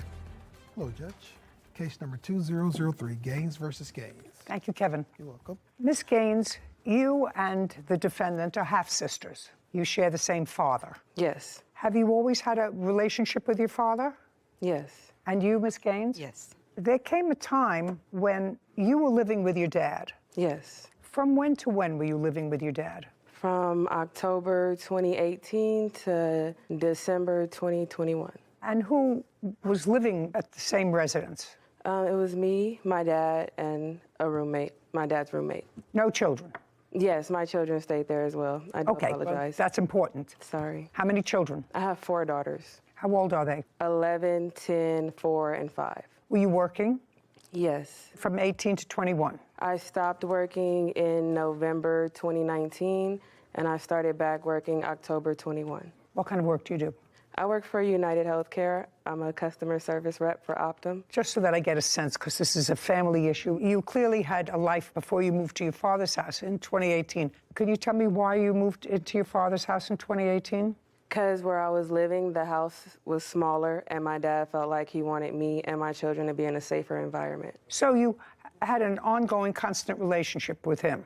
Yes. And Miss Gaines, tell me about you. Did you ever live with your father? I lived with my father when I was in the 9th grade. But not since you were a child? No. Did you maintain a relationship with him? I did. Me and my father do mechanic work together most of the time, so I'm at his house a lot. Was that a business that you had together? Just more so for fun, family time. If he needed help, I could go in and assist him. I just used that as extra time. And that was consistent and up through 2021? Yes. So you saw your sister there? Because she was living there with her children? Yes. On occasion, though, her and her kids would be out more often. I would just go and visit my dad when the house was empty and he needed more company and help and assistance because he was there alone. How old was he? He's about 24 years older than me, so I believe he's like 59 now. Did you see your sister at your father's house in the years that you were living there? She came to visit, yes. And they worked together on mechanical stuff? I never saw that. Me and my sister, we had a close relationship, so she would come over and hang out with me all the time. Okay, good. And then, unfortunately, something happened. You want to tell me when that was and what it was? October, I believe it was the 30th, me and my sister, we got into an altercation. Tell me the beginnings of it, because each of you claimed that the other harassed, claimed your sister assaulted you, and both of you claimed some damage to automobiles that was caused by the other during the course of these altercations. Okay, so tell me what happened in October. So the Thursday prior to the 30th, which was a Saturday in October, my sister was supposed to come to my house and do my kids' hair. But that was something that I had just asked her to do. Like we said, I stayed with my dad. They were having some issues, so Who was having issues? My sister and my dad. Were you having issues with your father around that time? I was told I was having issues with my father at that time by my sister Jessica. Did you discuss it with your father? I did, and I found out that that was a lie that Jessica had told him, was making up lies to make us not like each other. Okay, so there was some bad feeling about that. Right, so I was inviting her over because she was struggling, and I needed my kids' hair done for a picture day. So She was what? Struggling. Struggling. Financially. Okay. So I offered to pay her to do my kids' hair. My dad did inform me that she wasn't able to come to the house, that I needed to go to her house. And I don't really know what her situation was like over there, so I let my dad know I was uncomfortable. And I also let her know our dad said it was not okay for you to come over here with us today. And he wanted an apology. He wanted an apology? Yes. From her? Yes. Is your father well? He has diabetes and Okay, but there's nothing preventing him from coming to court. Okay, well then you can't tell me what he told you because that's hearsay. Did your sister come over to the house on October 30th? Yes. Approximately what time? I believe 11:30 in the morning. Had you had a conversation with her that morning and told her not to come over? Yes. Did you tell her why? Oh, I can't speak on it because he's not here. No, I don't. My question is, did you tell your sister why? Yes. What did you tell your sister? That our dad would not want her there. Is that what she told you? That is what she told me. Did you ask her why? I did. What did she tell you? She told me that my dad was under the impression that I was hanging out with drug dealers and dangerous people, and that he didn't want me around. Did you call your father? I did. And you had a discussion with him? I did. Were you invited over to the house? I called. That's either a yes or a no. No. So now you have information, whether accurate or not, that you weren't welcome in your father's house for whatever reason, or for the reason that was articulated to you. You called your father to confirm that, and your father did, in fact, confirm that. He confirmed that there was a issue between Jessica and I, and that we needed to resolve it. He was not going to get involved with it. But he did not confirm that I was denied access to his house. Well, just from my information, what did you think the issue was between you and your sister? She was lying to my father. Well, no, your father didn't say that your sister's lying to me. Your father had to have indicated to you that these are the things that I'm being told, and you have to resolve that with your sister. Yes. But your father told you not to come to the house. No, he did not tell me not to come to the house. Did he suggest you come to the house? Neither. He neither suggested I come or not to. He just said I should resolve it with her. Yes. Okay. And you went over there that morning? I stated to her that I would come over and resolve it right then and there. You told him? They were both on the phone. Okay. I called his cell phone. Did your sister, then your sister said, I'm going to come over, and you knew she was coming? Yes, she said. Okay, that's a yes. You knew she was coming, so this wasn't a surprise visit. You knew she was coming. Now tell me what happened when she got there. So when she gets there, me and my dad were standing outside already. She gets out of her car. I approach her car. It's a little back and forth, and then... No, tell me the back and forth, and try to keep your voice up. Sorry. So when I approach her car, she jumps out the car. Then she reaches for a taser. So then I close her in the door. And once my dad, we're outside together, he pulls me off the door. She then takes her car, it's a video. She's attempting to run me over with her car. She did manage to run over my foot. I then went in the house. I got a broomstick, like an attachment, like the broom wasn't attached. But I've got the broomstick, and I went outside and I started swinging it at her car. And I damaged the hood of her car and the window. And then she left? No. She stayed at the house. I went back in the house. She called the police, and I'm not sure what happened after she called the police. Well, did the police arrive? My dad informed me that we didn't know what she was telling the police, that when police come, everybody gets arrested. So he said, I had something to do that day, go get a facial at an appointment at 1 o'clock. So I just went ahead and headed off to that. So you left? Yes. You knew she called the police and you left? Yes. Leaving your dad to explain to the police what happened? My dad didn't talk to the police neither. So they just came?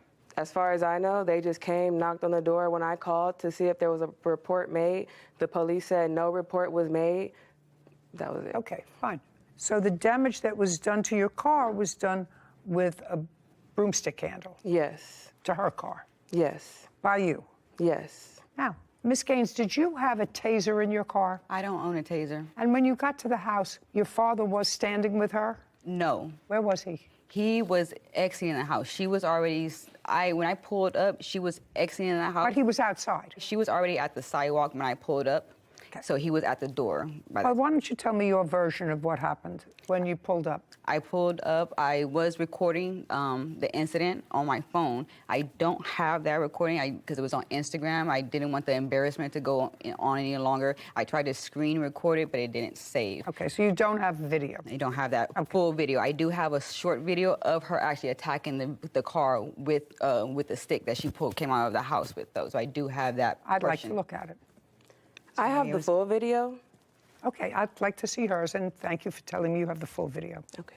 I think the full video might be more sufficient because I have bits and pieces of the video. Kevin, I'm going to take both. Would you pull up the video that you have on your phone? We're going to go over to my family member's house right now to find out why we want to fight me. She has literally did everything in her possibility to make my dad my enemy. She has moved into his house, told him I'm on drugs. My family have come with the excuse that I'm on drugs, and that's why nobody has come to see me. Yeah, do it. I'm on live.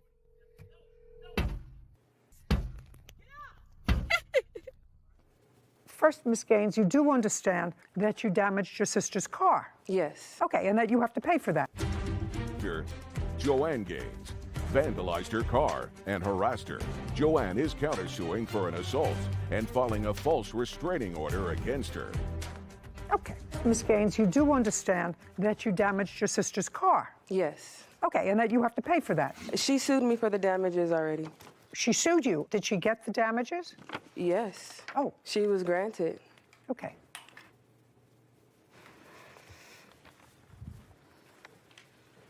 Okay, so you sued her already and you got a judgment. Yes, for that incident. For this damage. But not the damage that would happen on December the 12th. Just a second. Sorry. Okay, so we don't have to deal with this damage. And subsequent to this damage that you caused to your sister's car, you had damage to your car. Yes. And tell me what that was. So on 3 different occasions, she came to my house and popped both of my tires on the driver's side of my car. Okay, and this was after October 30th? Yes. You'd been living at your father's house for 3 years. Yes. With your children. During that 3-year period of time, was your car ever damaged? No. Did you ever have tires popped on the car? No. Did you confront your sister at any time about the damage to your car? No. According to this, you have a video of her near your car. Yes. On one of those occasions. Yes. I'd like to see it. Before I even look at it, Ms. Gaines, you received a judgment and were compensated for the damage to your car caused by your sister. Mm-hmm. Do you acknowledge that you or someone acting on your behalf flattened her tires? One tire. Okay, so you say you flattened them one time. One tire, one time. And when? Right before November. Okay, and what did you flatten the tires with? A knife. So just you one slashed. Tire. She did say tires, didn't just she? One tire. She said one tire, one time. Okay, and that was in November? Beginning of November. Did you pay for that tire? I did not. And do you have photographs of the flattened tires? Yes. I'd like to take a look at them. How many times were they flattened? My tires were flattened 3 times. Tires. How many tires the first time? 2. How many tires the second time? Sorry, I just want to make sure. 2. How many tires the third time? 2. And you filed a case against your sister for damage to your car on what date? This is the court case I filed for damages for my car. Well, originally I just filed for... When did she file the case, I'm sorry, against you for damages to her car? December 16th. And your tires had already been flattened how many times? 3. Do you have a bill for those tires? Yes. Well, I had took the receipt before, so I don't have the receipt, but I have the police report where the police... No, I want to see the receipt. I'm sorry. I need damages. You want damages, you have to show me that you spent money to replace the tires and how much they cost. Yeah, I'm sorry. When I went to court, when she was suing me for her car, I just took the receipts as proof, and when the judge took it, I never got it back. Did you countersue her for the tires when she sued you? No. Well, why would the judge take your receipts for the tire? Because he took all of our evidence at the end of the case. No. The only reason a court would take your evidence is if you had a counterclaim for your damage. I'm new to the court thing, so I didn't know to countersue. So when I had to file paperwork, so when I went to court on our court date, I was just letting the judge know, like, look, she did these damages to me. I didn't file a countersue claim. I didn't know I had to do that. The judge looked at it and didn't return that to you? He said any evidence that we wanted to be taken into consideration to leave it with him, and I left it with him. And what kind of tires did you purchase? I believe they say Bridgestone on them. And what's the name, make, and model of your car? It's a 2005 Cadillac Escalade. Can you get me any information about that, Sarah? Cost of cars, 2000 Escalade, what kind of tires it uses? Okay, so the harassment that you're talking about by your sister, because that's the other part of your claim, the vandalism is one, which Sarah is looking up now.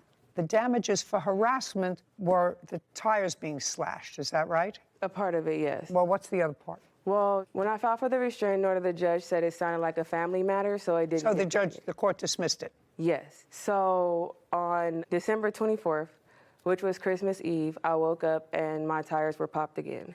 So I then asked my dad, is it okay if I record you reaching out to my sister, asking her to leave me alone so that if I do go to court again, I have some evidence? Because again, my dad didn't come to court back then.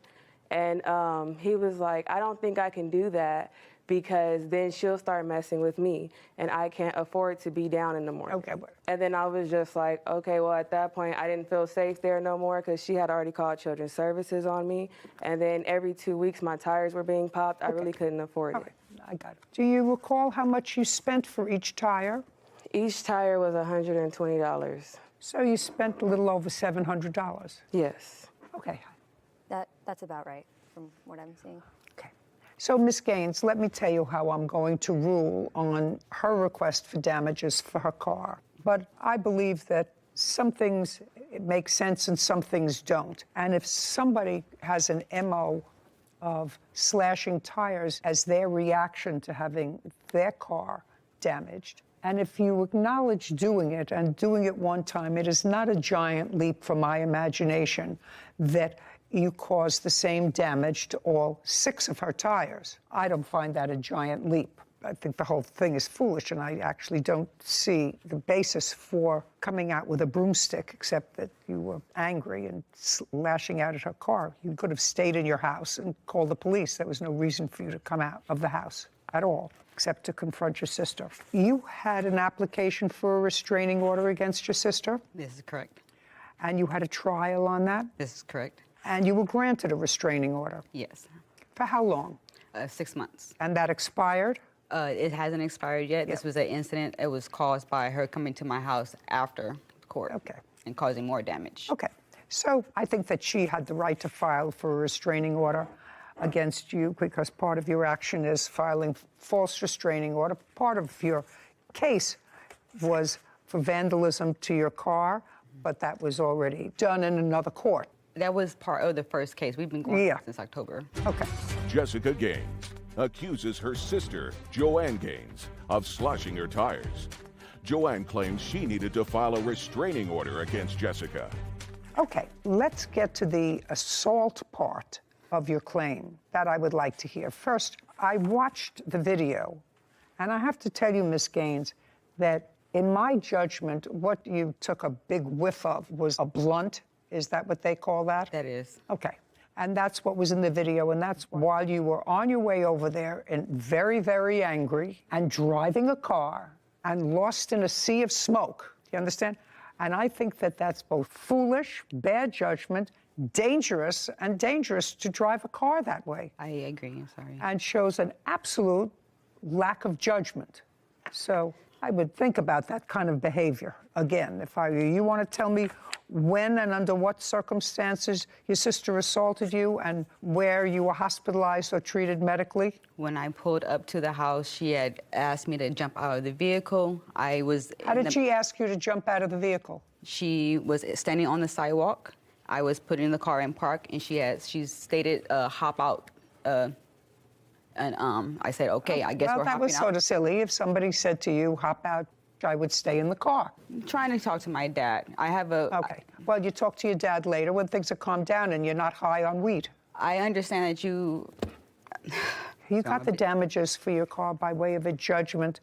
I've awarded you for the tires $726. $726 for the tires. That's the judgment of the court. We're finished. Thank you very much. This court is adjourned.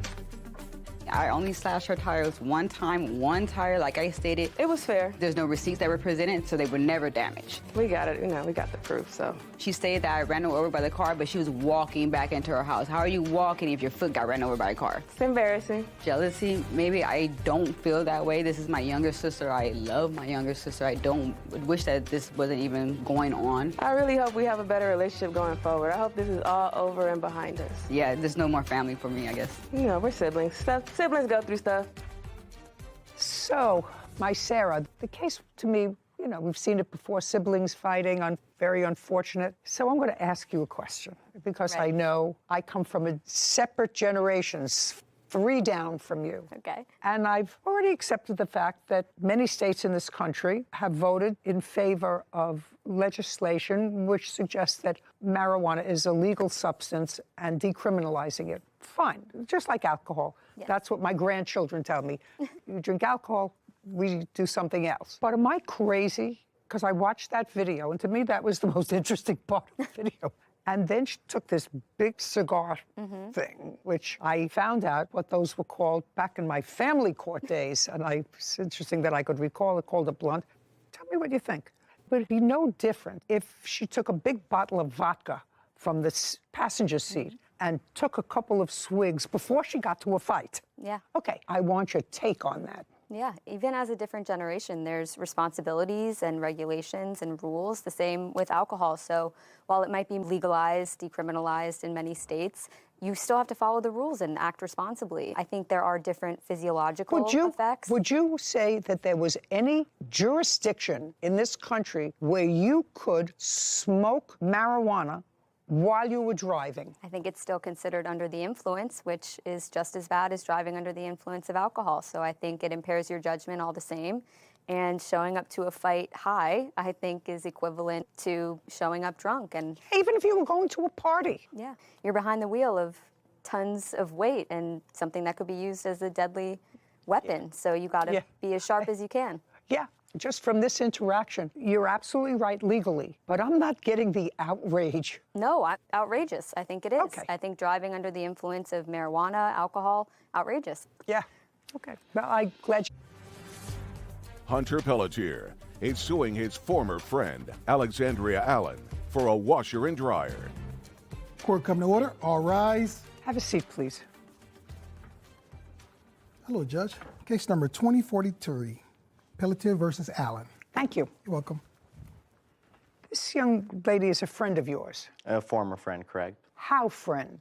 I met her from another mutual friend that I had, and we just formed a relationship together, just a friendship. Are you married? I'm not, I'm single. Any kids? No. And what about the defendant? She does have 2 kids, and she is married. Currently? Yes, currently married. Are you also friendly with her husband? Yeah, just friends. We were, before all this took place.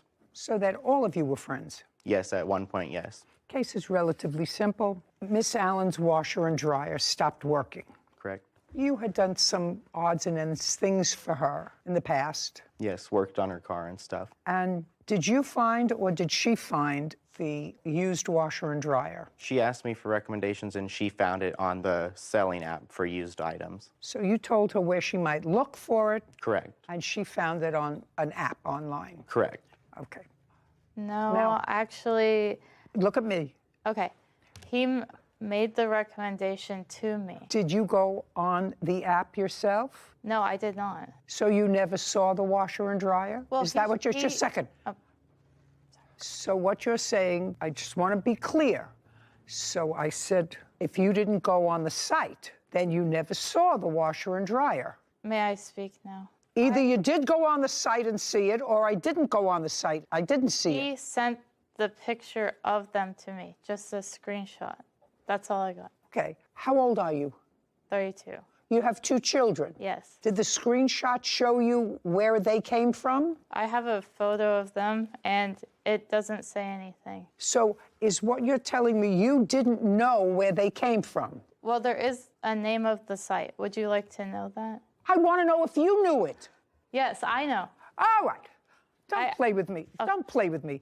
You knew the site where the photo came from. So let's say you are correct, and I don't know. You said you needed a washer and dryer. You say he found the washer and dryer on a site, sent a photo to you and said, is this what you're looking for? Correct. Right? And on that screenshot was the site. Right. So you had at least access to the same site that he did.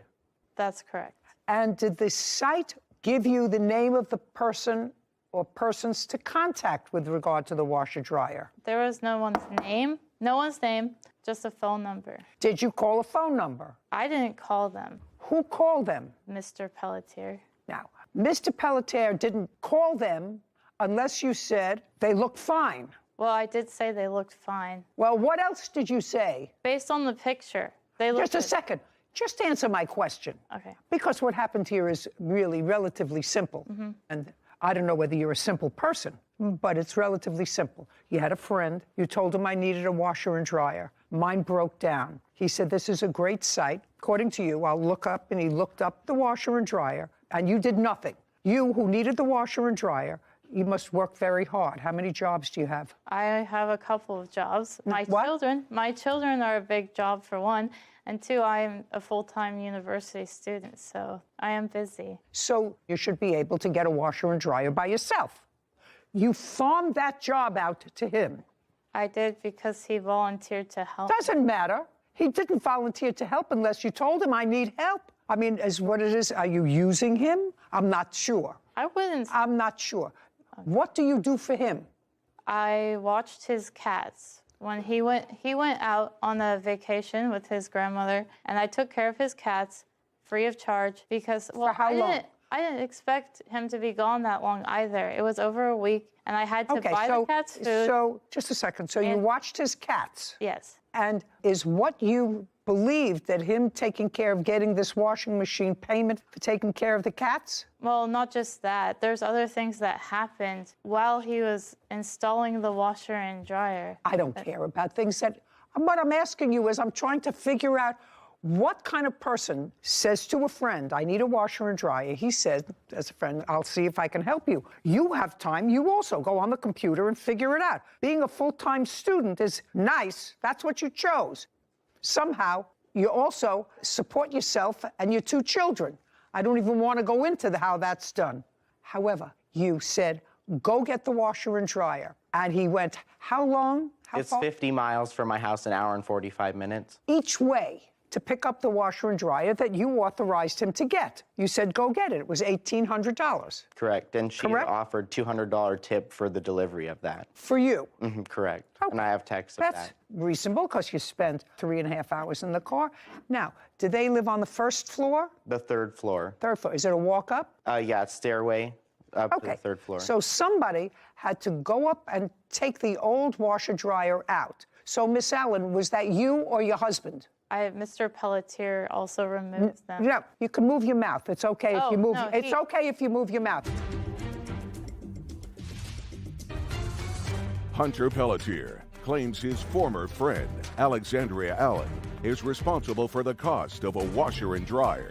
The plaintiff walked up the 3 flights of steps, carried each of the washer and dryers downstairs, took the washer and dryers from downstairs up the 3 flights, got them installed, and you didn't like them. They were a different color. And they're busted up. They don't even work properly. Okay. Miss Allen, when did this happen? In what month? January 7th of 2022. You have receipts for different washers and dryers that you purchased since January of 2022? I do not have the receipts, no. That means that you didn't purchase them. Well, I never paid him for them. No. That means that you never purchased new ones. That means that you're still using the ones he bought. Correct. But right. It did not work well. Just,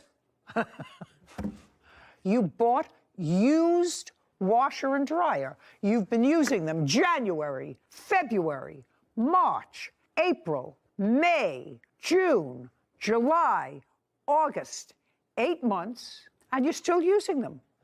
And you neither paid for them, nor did you pay him for delivery. And I don't know what your excuse is. I feel like I don't care what you feel like.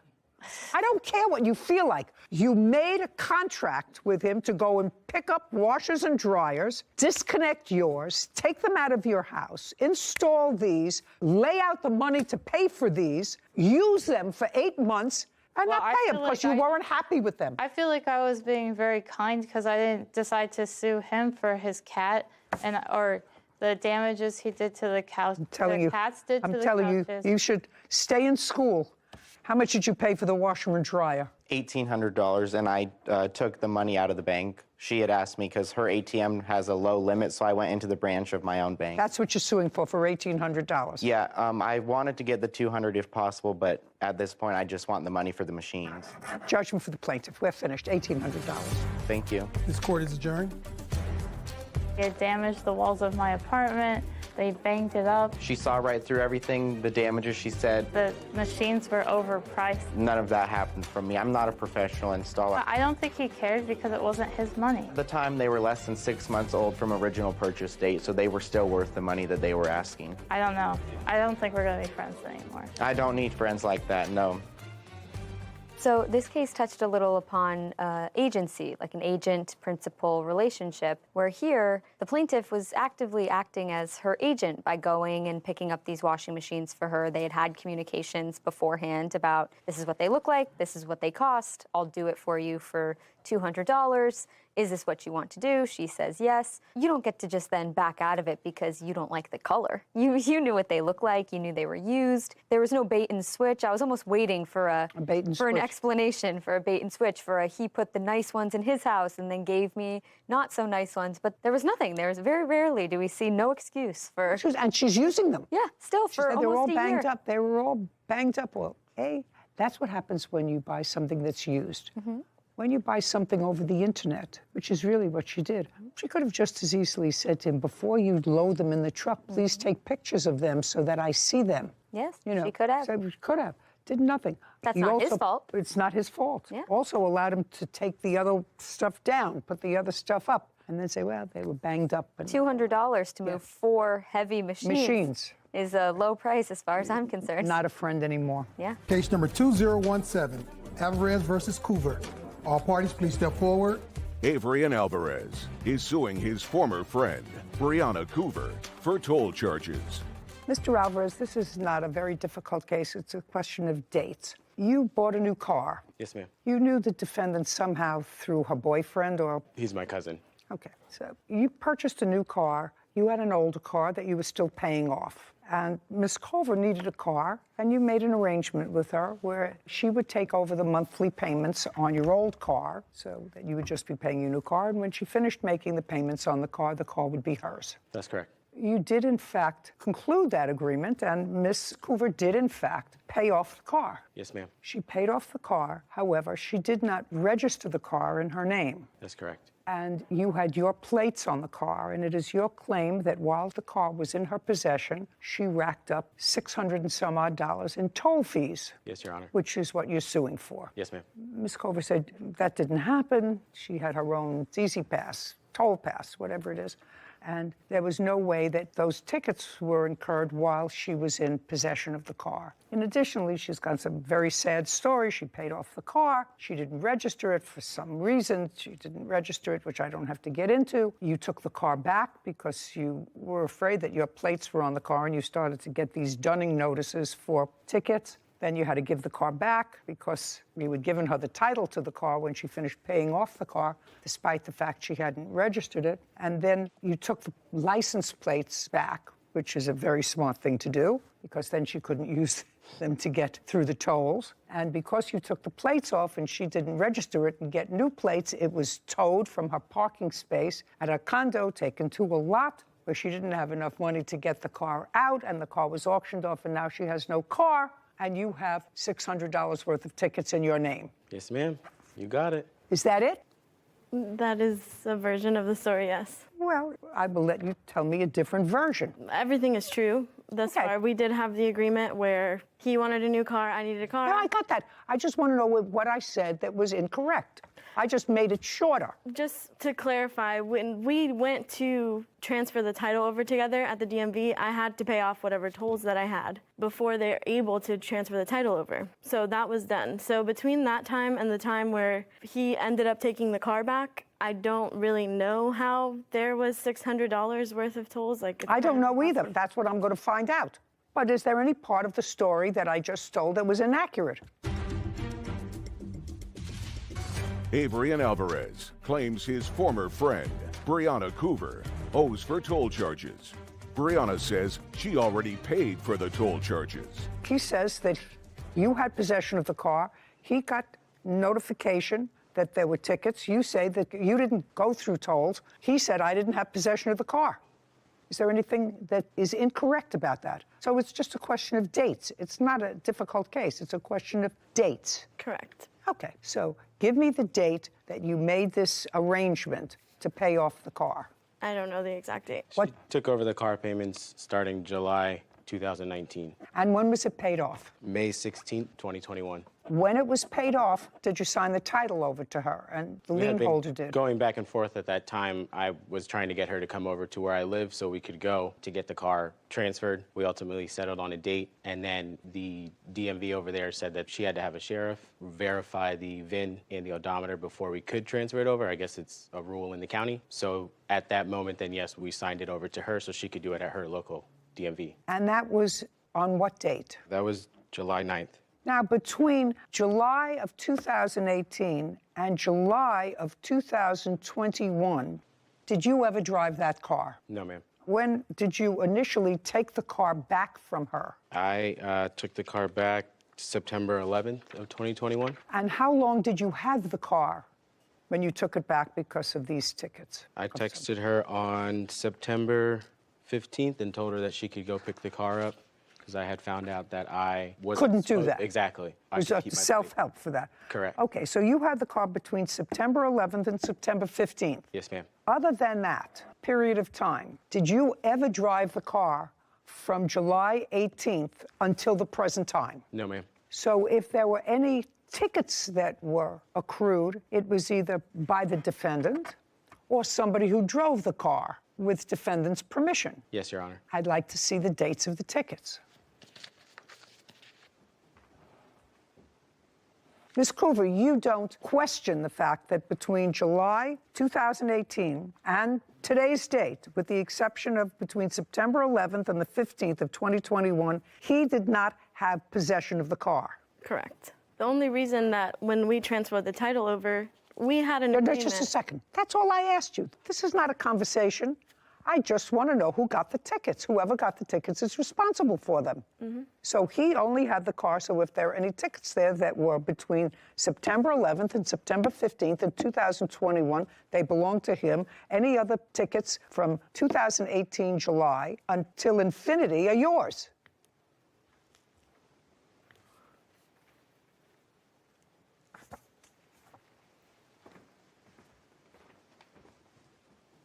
Well, we have invoice date is 7/28/21. That would be you. Correct. June 30th, 2021, 7/1/2021, 7/2/2021, again 7/2, 7/3, 7/6, 7/6, 7/7, 7/8, 7/8, 7/22, and 7/28 of 2021. Those are all you. Correct. August 28th, 2021. That would be you. Yes. 3/3/6/9/19/28 of 2021. August. That all would be you.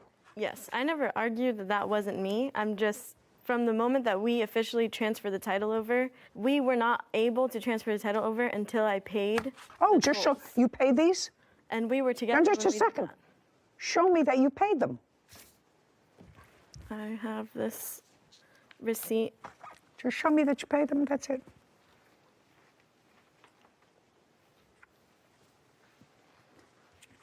And that would have been what was due at the time when we transferred the title over. I'm just going by the dates of the tickets, madam. I don't care how the government screws up. That's not my problem. Okay, show me your payment. May I see it, please?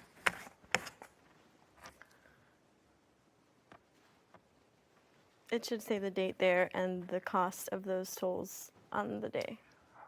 This is your SunPass. You replenished your SunPass That's a payment to SunPass. for $154. And that's what it was on the day that we transferred the title over. So my thing is, from the day that we transferred the title over to the day that he came to my parents' house and took the car, there was no way that I racked up $600 in tolls. I don't know whether you did or didn't. Then take that up with Department of Motor Vehicles. That's what they say you racked up between that period of time. He didn't have possession of the car. You had possession of the car from the time he transferred over the car to you. You had possession of the car. He didn't. Correct. Well, other than you who drove the car. Come on, that's a question. And other than you who drove the car. Nobody. No. He never drove your car. No. Who drove your car? I did. Who else? Nobody. Yeah, I don't believe that. Judgment for the plaintiff in the amount of $654. We're finished here. Thank you. This court is adjourned. Quick and simple case. She did what she needed to do. I can't really say I'm super surprised, I guess. Just asking for payment on the tolls, and I wasn't getting any responses. I don't know how in literally 3 months I didn't rack up $600 in tolls. It is what it is. He was okay with me continuing to use his Take my license plate with me. license plate until one day he wasn't, and then he wanted all that money. So, what would be your takeaway from that? I think as a layperson, my takeaway would be if you're going to sell a car, especially to someone you don't know well, it's not a family member, it's, either a stranger or acquaintance, take your own plates off the car. Get a receipt, bring it to DMV, because your name, your address, your phone number will be tied to tickets, SunPass charges, and even maybe an accident. You just don't want your name associated with the vehicle anymore once you relinquish your ownership of it. So That's take your the plates. takeaway. That's the takeaway. Yeah. Kevin Free for vet bills. Court come to order. All rise. Have a seat, please. Hello, Judge. Case number 2064, Singleton versus Free. Thank you. You're welcome. Ms. Singleton, your case is relatively simple. It is your claim that the defendant's unleashed dog bit your dog. Yes, ma'am. And you incurred vet bills, and you want Mr. Free to be responsible for them. That's correct. Mr. Free says that it's true that his dog did bite yours on the leg. Yes, ma'am. But that your dog was on his property and your dog was the aggressor. That's your position. Correct. Okay. And you were walking two dogs. 2 dogs and my nephew. Nephew was a baby. Yes, he was 3 years old, and my dog was 3, and the large dog that was bit, he was 12 at the time. So you have a small rat terrier, I think. And your larger dog is what kind of dog? A Siberian Husky. And what kind of dog do you have, sir? I have a Italian Mastiff, Cane Corso. That's a big dog. At the time, he was about maybe 12 months old, so maybe a little bit over a year. So he's bigger now, but yeah. How much did he weigh? At that time, probably about 80 pounds. Tell me about your property, sir. You have a photograph of your property? I do. I'd like to take a look at it. Okay. Here's a couple of them here. Miss Singleton, this incident happened when? Christmas Day of last year, around 12:30, right before we had Christmas lunch. Weather was okay? Oh, it was great. And how close do you live to Mr. Free? I don't live anywhere near him. I actually live in Stone Mountain, but I was going to my parents' house for Christmas, so we were walking around the neighborhood. He lives almost directly behind my parents' house. And I see that while there are driveways here, the front lawn extends all the way to the street. Is that right? Yes. And you were walking both your dogs, and were they leashed or unleashed? They were leashed. Both? Yes, they were both leashed. And Mr. Free, you sort of acknowledged that both of her dogs were on leashes. I've only seen one dog. I didn't see 2 dogs, and I didn't see a child either. It was her and a dog, so. The dog that you saw, what kind of dog was that? It looked like a husky. Looked kind of like a wolf, so I'm not sure. So just a second. So you saw a husky. Correct. Did you see the plaintiff? Yes. So I'm going to ask you one more time. Okay. Was the husky on a leash? I guess, yes, I guess. The answer is either yes or no. I'm not sure. I wasn't, okay, well, I if wasn't you're looking at not the sure, leash. she says the husky was on a leash. Yeah, so I'm not going to deny her dog was Okay. And your dog at the time was on your property unleashed. My dog was on my property, period. Your dog, pay careful attention. Your dog was on your property unleashed. Correct. At 12:30 on Christmas Day, what were you doing? I was putting up a basketball goal I had just bought for my children for Christmas in the front yard with my dog next to me. Okay. What I want you to do is this a picture of your house? That's a picture of my house from the other side of the street, correct? That's fine. This is a picture of your house. Yes, it is. The answer is yes. Kevin, what I'd like you to do is take this photograph to Mr. Free. I want him to take a Sharpie. Do we have a Sharpie? Something. Okay. I have a pen. Do you have a pen? Yes, ma'am. And tell him to make a circle where he was and an X where he saw for the first time Miss Singleton and her dog. X where you were, just where you were. You personally. Okay. And put a circle, the place where you saw Miss Singleton for the first time. Okay.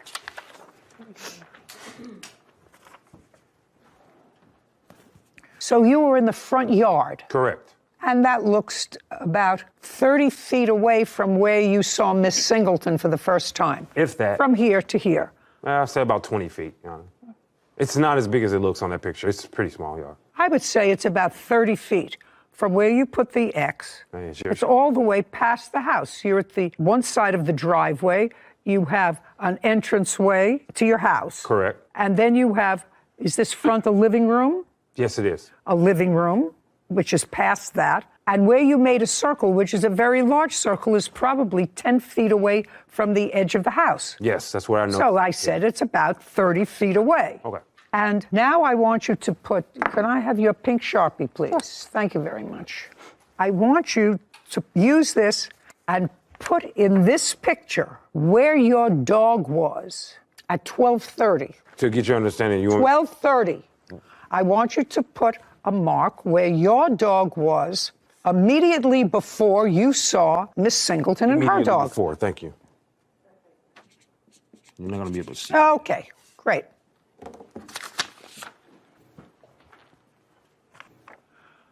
Great. So your dog, according to you, was right next to you, about 30 feet away from where Miss Singleton was when you saw her. To be honest with her you, dog. he kind of moves around the yard. He doesn't sit still very much, so. Well, you understand, Mr. Free, Mm-hmm. that even if your dog is on your property, you're supposed to maintain control of your dog all the time. And which I You do. understand that. Yes, I do. You understand that. Yeah. So if your dog is able to run 30 feet without being connected to you, He didn't just run. walk, cha-cha, tap dance, pirouetted, however he got there, your dog got 30 feet away from where you were. Correct. Your 80-pound dog. Claims dog owner Kevin Free owes for vet bills from a dog fight. Now, Miss Singleton was walking with her other dog and a 3-year-old. I want you to process that into your mind. And this is a 12-month-old, which is still a puppy. You know, still a puppy, but at 80 pounds. Your Honor, there was no 3-year-old. I didn't see a 3-year-old. Just a second. Okay. I don't care what you saw while you were busy putting together something for Christmas in your front yard. Mm-hmm. If you didn't see it, that doesn't mean it doesn't exist. If you didn't see it, it just means you didn't see it. She tells me she sees it. She remembers walking her 2 dogs. You only remember 1. She has 2 that she was walking at 12:30 Christmas Day. The fact that you only saw 1 means you weren't paying attention to where your dog was. Or they wasn't there. Well, that's pretty stupid, Mr. Free. I mean, does it make sense to carry 2 dogs and an infant down a neighborhood you don't even belong in? I mean, you don't know from? Mr. Free, they're only going to take 1 voice.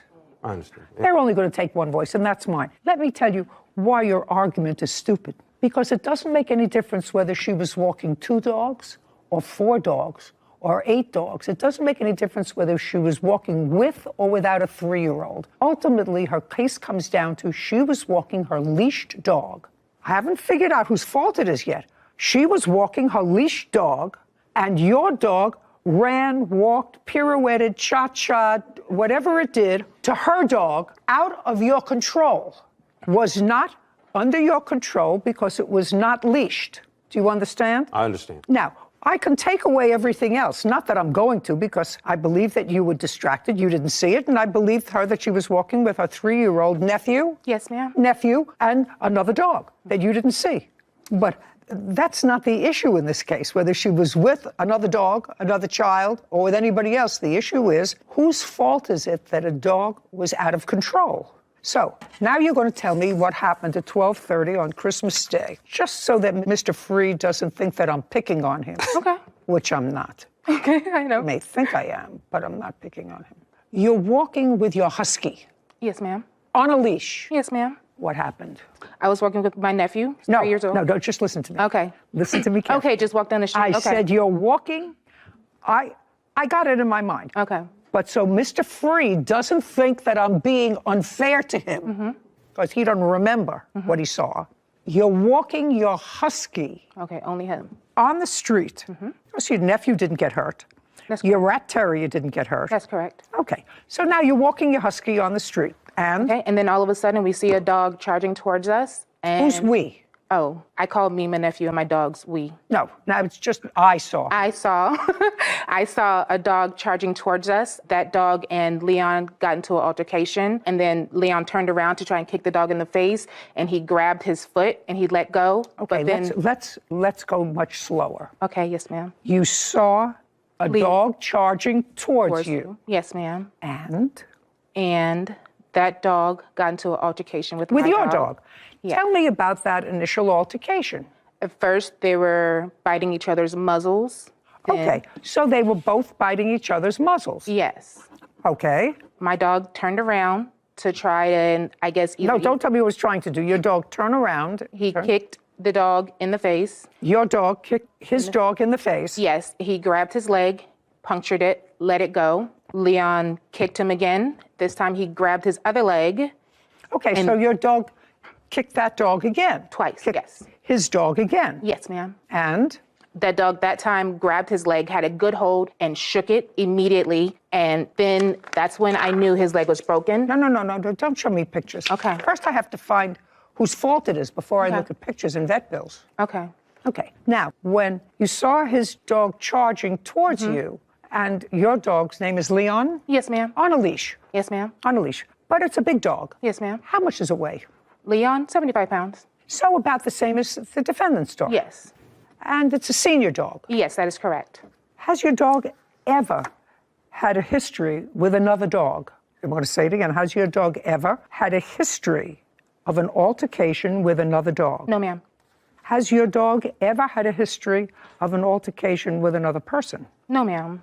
And I assume if I asked you those questions, you would give me what answer, sir? I would say no. You would say no because? Because my dog has never had any problems with any dogs. With any dog? Any dogs, person? Any other person? Correct. So you would acknowledge, Miss Singleton, that I'm going to show you this photograph of Mr. Free's house. And what I'd like you to do is show me where, according to you, let's get her a different color pen. Do we have a different, well, we have, that's This is blue. Okay. I'd like you to make a P, to just put a P, where the dogs first made contact. Okay. Okay. It's not on this photo. Is it on this photo? Do you have a photo? I do have a photo. Yeah, I'd like to see it. Here. Would you please make This is his home, and this is where it happened, right underneath the tree. Put a P there. Okay.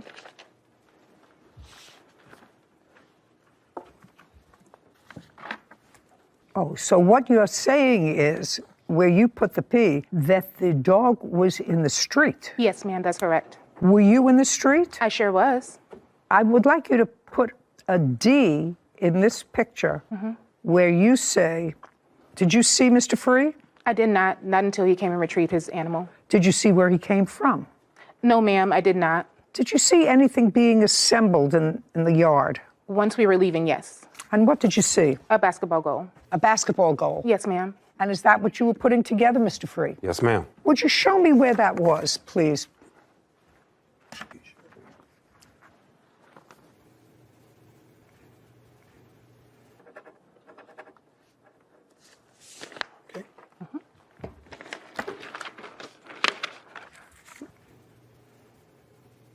It was here? Yes, ma'am.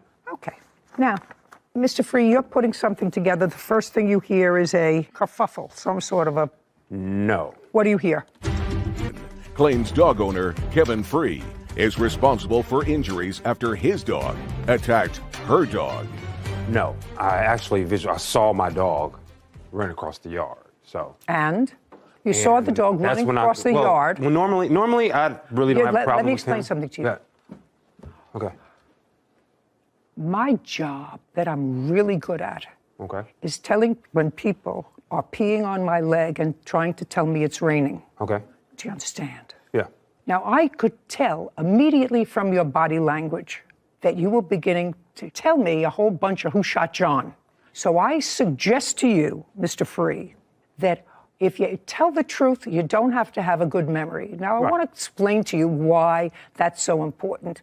Did you hear Miss Singleton? Miss Singleton actually said that her dog nipped yours in the face. Correct. She said that. Correct. She didn't have to tell me that. She said her dog not only nipped your dog in the face because they were fighting muzzle to muzzle, but afterwards kicked your dog twice. Do you understand? That's what she said. I heard that, yeah. That's what she said about that. That's sort of, that's sort of surprising. That would seem to someone. It surprises me that dogs can What? get up on their front legs and kick too. So I don't know what she's saying to you, but I don't know. I didn't see any kicking. Listen to the fight lasted like 3 seconds. It wasn't. Go ahead. I'm sorry. Do you understand when you're not telling the truth, Mr. Free? Well, I think what you read from me is me responding to a whole bunch of stuff that was said that didn't. No, what me responding to you is your body English. That's me responding to you because you were putting together this thing, but you said it was here. Correct. It was in the driveway. It's pretty big. Well, this isn't a driveway, sir. That's grass. That's what you marked where you were. And you marked where your dog was in the You grass. asked me where I was. Just a second. Not the basketball goal. No, I asked you where you were.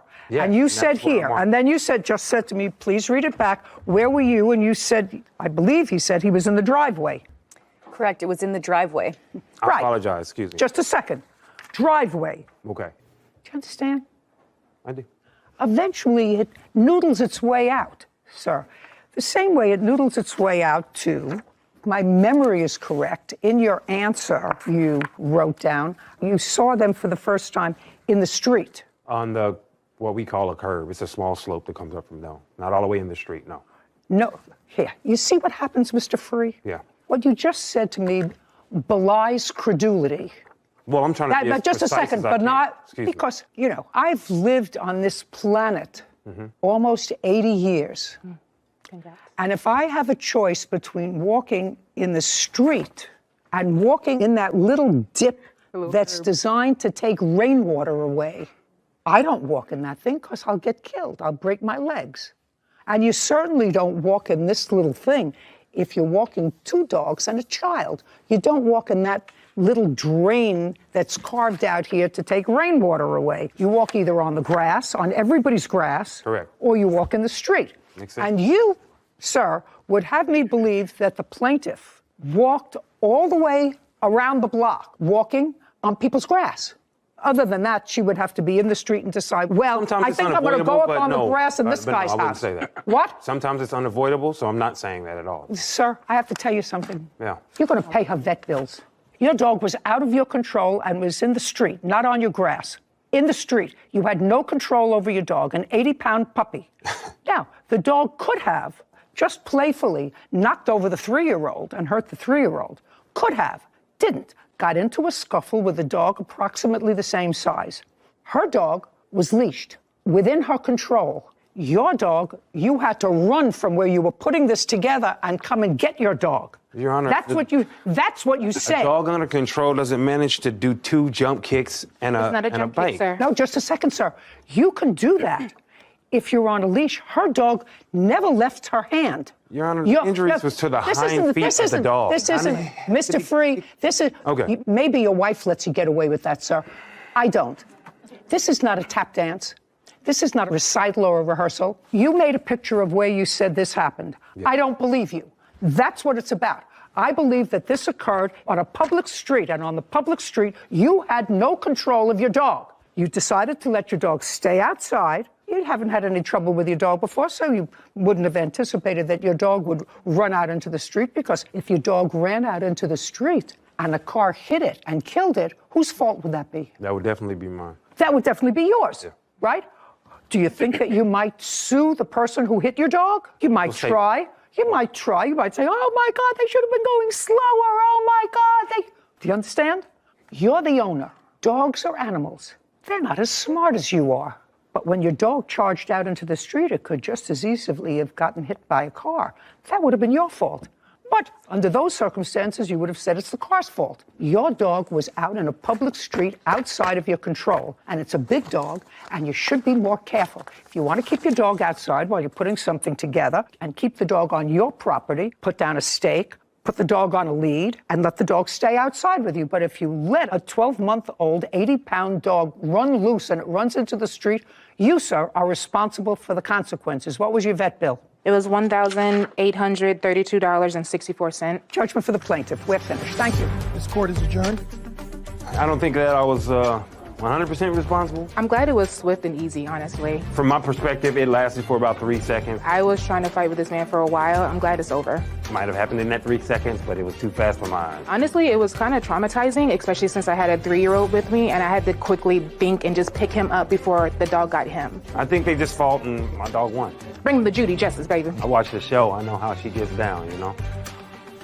So, as you know, we have 2 large, pretty docile golden retrievers at home that are now 8 and 12 years old. But even when we have family that comes over or friends with little children that are curious, that like to come up and pull on the ears a little or play with them, you have to be careful. They're 80 and 90-pound dogs. We've never once had a problem with either of them. But you just never know. You can't control a dog that's 90 pounds, but they're just big. They could knock them over by accident with their tail, just so excited. Yeah, so you have to be careful. You have a responsibility when you have a big dog.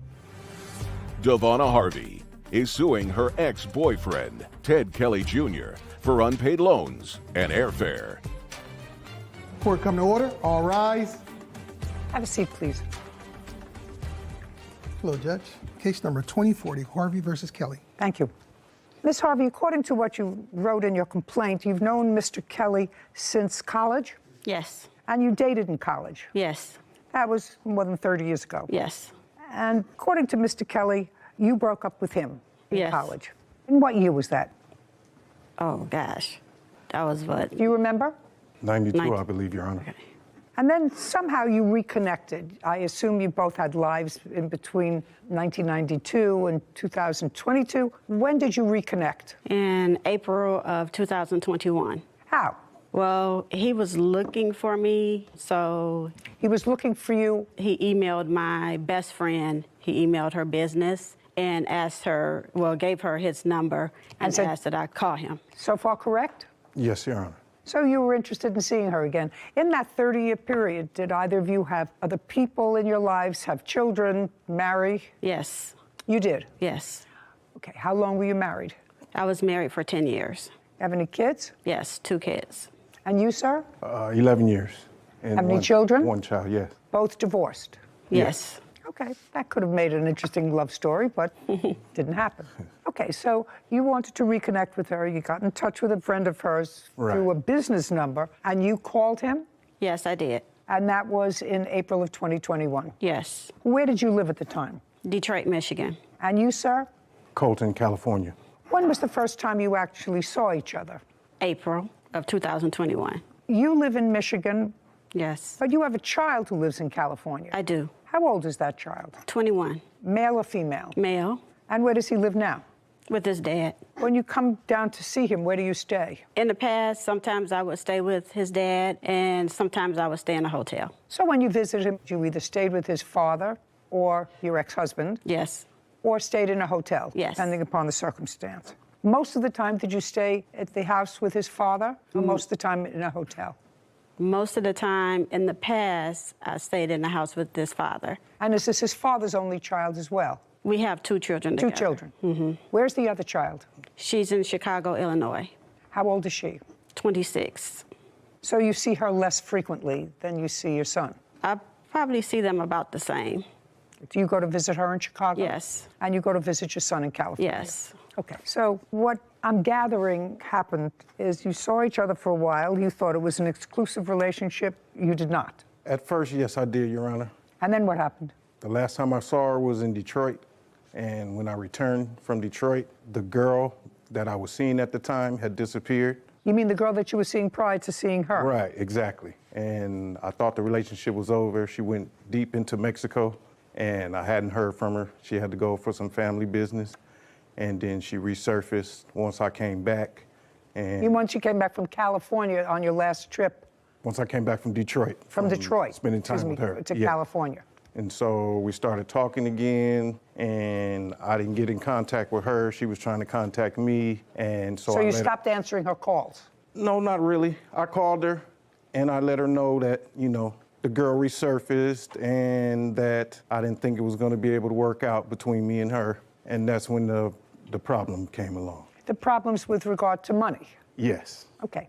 So this is what your lawsuit is about. So you broke up with her, and at that time, according to you, you had unpaid advances to him for an airline ticket and car repairs and some small amount of money for a new grandchild that he had, some baby items. So let's start with the plane ticket. When was the plane ticket? The plane ticket was purchased in May. It was to go and see him for his birthday. Okay. Was this the only time that there was an airfare issue? Who paid for the airfare? Because he would drive most of the time. He drove one time. I flew, and this was the only time that he said he would pay for the ticket. I paid the other time. Okay, well, tell me about his discussion with you of paying for this ticket. Sure. In May. So he wanted me to come for his birthday. When is your birthday? In June, Your Honor. And I told him that I was looking for tickets. He said, I want you to come for my birthday. Yes. No, tell me what he said. He said... Tell me what he said. No, don't look over there. Look over here. He said, I'm going to fly my boo thing out. Okay. And later, I looked for tickets, and he said, oh, I was going to give you $500. Okay. And you purchased the ticket, and that was in May of what year? That was in May of 2021. We agreed that I would put the ticket on my credit card. And when you got to his home in California, did he give you the $500? He did not give me the $500. When did you ask him for it again? I didn't ask him for it while I was there. And then? And then when I was back home, he told me that he was going to take care of it. He said he was trying to get his money together to come to Detroit, and he was crunching numbers. And No, I'm talking about the airline ticket. Right. Then he said, I need to give that money to you this week, right? And I told him I had made a payment on a credit card and he could have more time. And so he said he would take care of it. He said, I'll take care of it when I'm there the 1st of August. Did he come the 1st of August? He came in August, yes. Okay, and what happened in August? He came in August. We was there. We did not have any discussion about money until he told me that his account was compromised and somebody owed him some money and didn't give him the money. And so that's when he asked for the other loan amount. For the other amount of money? You mean he was in Michigan when he asked for more money? Yes. Well, when he asked for any money. You had never given him money before. Correct. Tell me about it. So he sent me a text message, and he asked if I could go to the credit union and take out a loan for him. I'd like to see that. Sure. Please, if it was in a text message.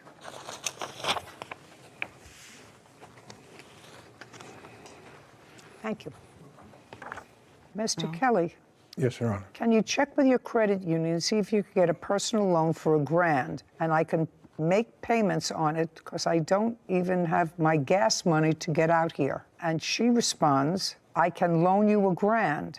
Is that all you need? And you respond to her, well, the $500 I'm short would be perfect if you can. $1,500. $1,500, excuse me. $1,500. Yes, Your Honor. Well, what do you think that meant? Devonna Harvey says her ex-boyfriend, Ted Kelly Jr., owes for an unpaid loan and airfare. Well, what do you think that meant? That she was going to give me the money. But the reason the car was having the problems is because I drove it out there to see her. No, it's not what this says at all. Well, a couple days later. Sure. That's not what this says at all. It says I'm in a hole. Can you go and get money from the credit union? Can you get $1,000? And she was nice, and she said to you, is that all you need? And you said, well, as long as you're going, I could actually use $1,500. That would be perfect. Right. I didn't know that we were keeping tabs on things because I've spent money on her and never asked her for anything. It's not a question of spending money, sir. Spending money on her is chivalrous. She came to see me on my birthday, but I bought her gifts. And I took her to Mexico for 4 days. 7 years of college and law school. I took the bar exam. I've been a judge for over 40 years. You think I'm going to listen to you buying her a hamburger? That's not what this is about, sir. It wasn't a hamburger. Or a present. That's what people do. You told me, sir, that you were in an exclusive relationship until your girlfriend from Mexico resurfaced. That's what you told me.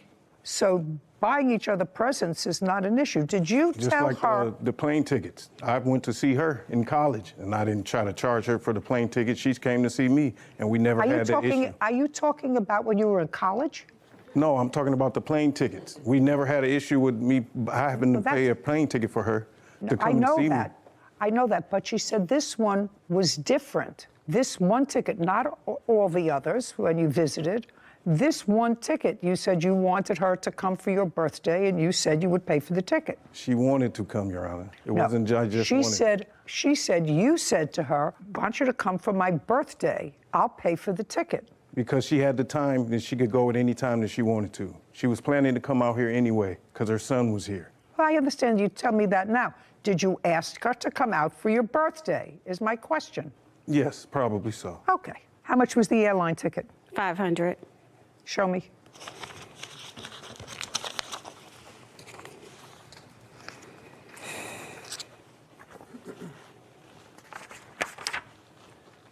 $446.80. But with bags, it was $500. I don't care about the bags. Okay.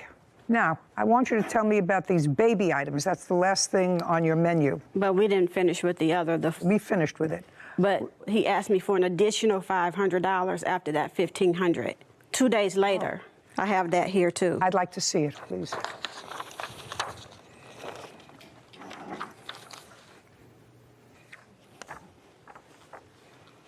On Friday, August 20th, said, hey, baby, I had a question. Do you think you can make that loan in even $2,000? Because I need to get a few things done on the car. And she says, yes, but I can't get to the bank today. I can hit the ATM on my way home. Okay, that's fine. Right. What was that? And there was never nothing said about a time limit or nothing until I got back. Hey, baby, you think you can make that loan and even $2,000? No, I'm saying the money wasn't a problem until I dumped her. I don't care if it was a problem a lot. You said it was a loan. Exactly. And when I told her I'd pay her back, she didn't hear from me, so then now we're here. I don't know what you're talking about. That's a lot of mumbo-jumbo gibberish. Okay, $2446.88. Now tell me about the baby items. So he asked me... When? Text message, that was... When? In July 8th, I'm sorry. So this was before you loaned him the other money? Yeah. Okay, so in July... He asked me, did I have Cash App? And I told him I did, because I thought, and I gave him my Cash App handle because I thought he was trying to pay me the airline ticket. But he said, no, the problem was that he didn't have Cash App, and he was trying to get his son's baby's mother some money and wanted to know if I could send it for him because I had Cash App. How much money did he need for his son's There were girlfriend? 2 occasions. One was $60 and one was $50. Do you recall that, Mr. Kelly? I don't recall her not getting the money for that. I didn't do it because he wasn't in the area where I can give it to him, and I didn't have Cash App, and she sent it on the Cash App, but I gave her the cash for that. And that was in July? Yes, while I was still there. He never gave me any cash. I don't think so either, because then you borrowed all this money the next month. He also asked for a Western Union. $25.56. Just for my own curiosity, sir, are you still with the girlfriend who disappeared to Mexico? Yes. Yes, you live together? No. Okay, well, it wasn't the ending that perhaps you all envisioned, but you borrowed this money from her, sir, and you have to return it. $25.56, judgment for the plaintiff. Thank you. This court is adjourned. Obviously, I'm happy. Well, technically, yeah, it was a loan. Judge saw through what he was trying to say. I don't know what he was trying to say. But I spent money on her, and I never kept tabs on it. Oh, my gosh, he just asked me for a lot of money. I wasn't in love with her, and somebody else came back from the past. No, I just want my money, and I told him that. I just want my money.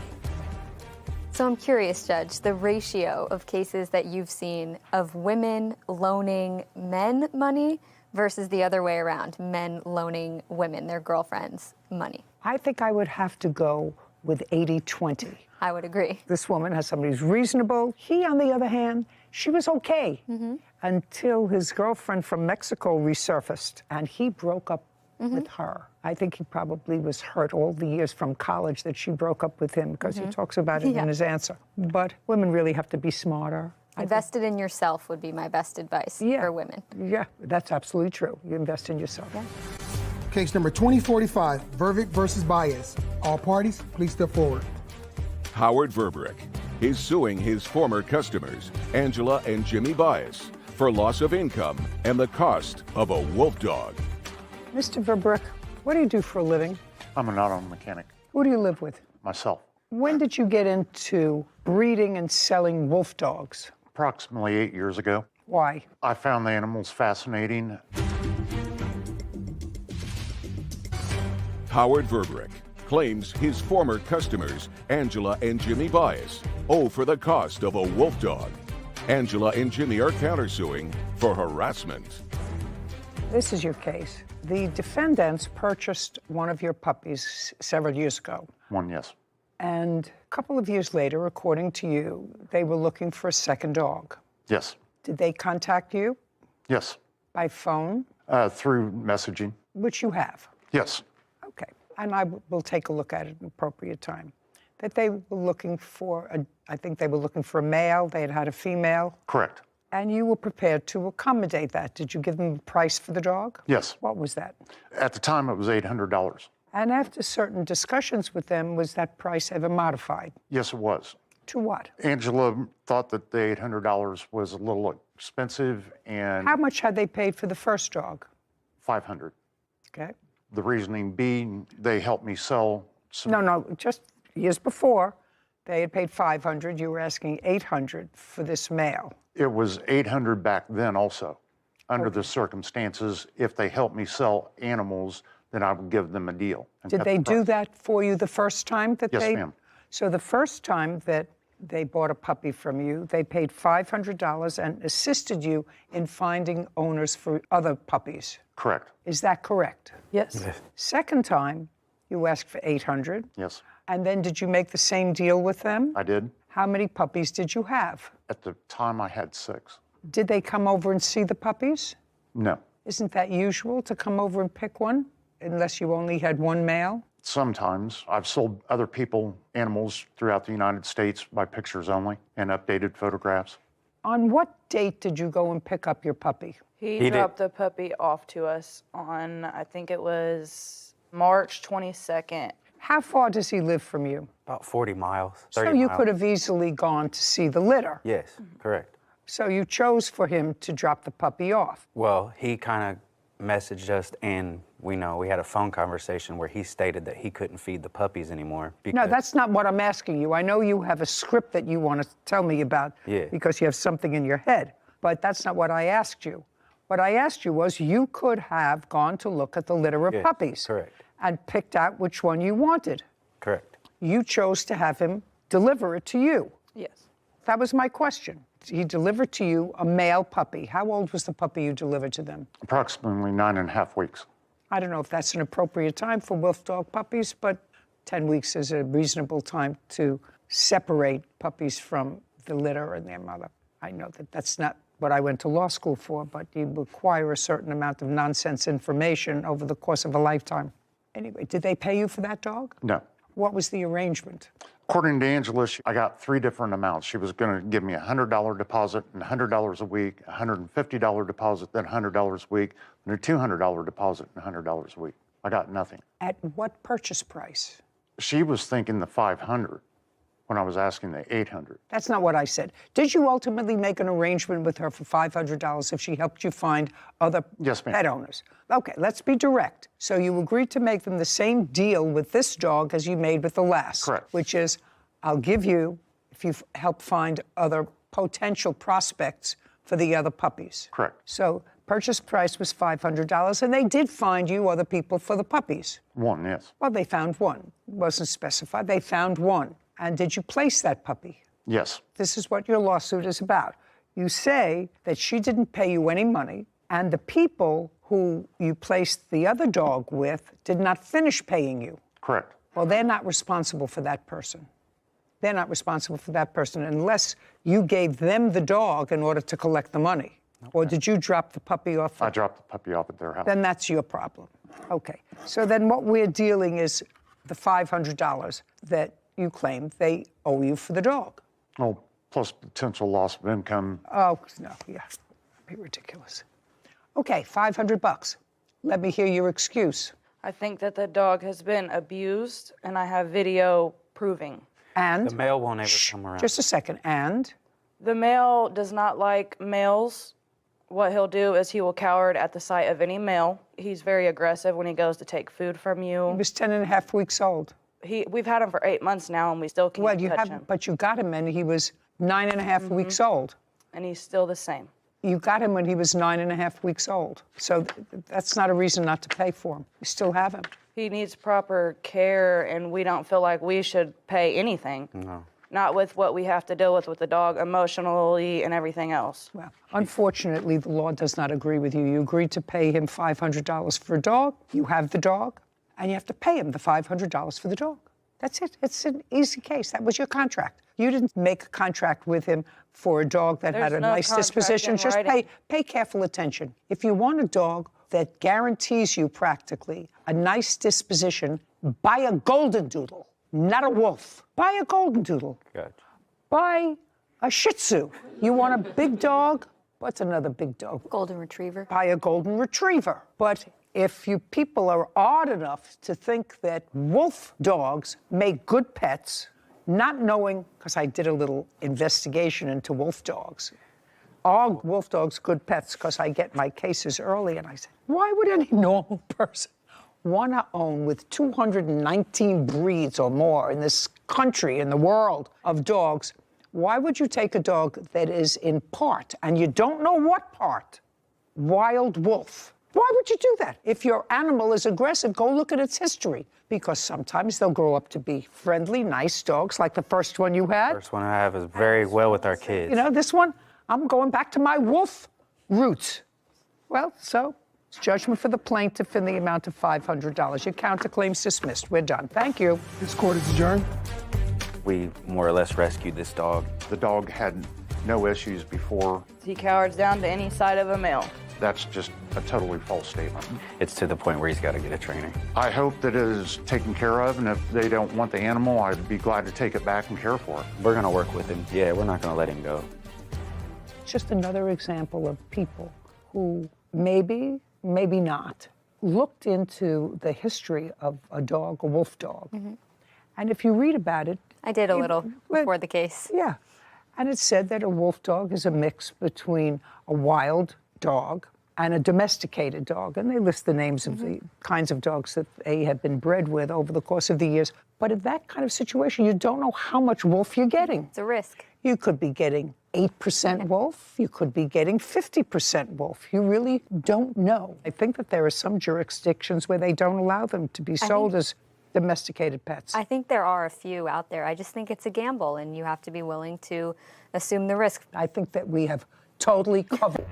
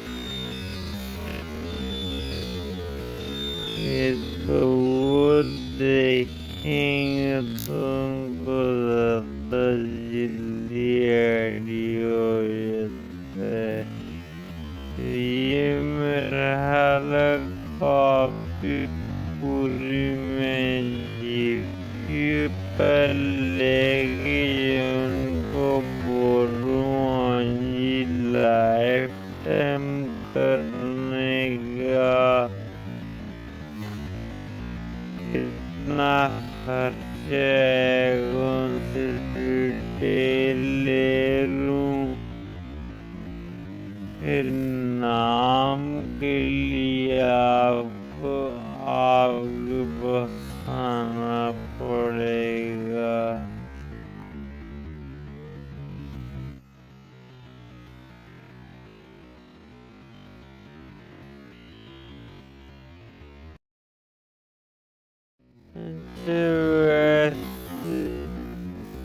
वैसे ये काफी सारी token ये red जो आप कह रहे हैं ये पड़े हुए हैं।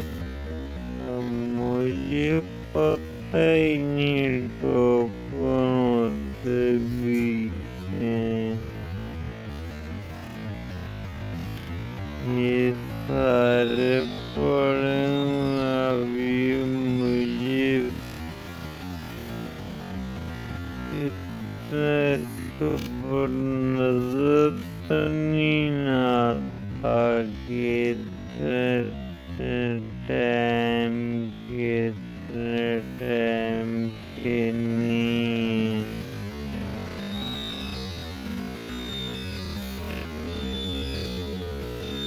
इसको वो देखेंगे तो उनको ज़्यादा जल्दी आइडिया हो जाता है।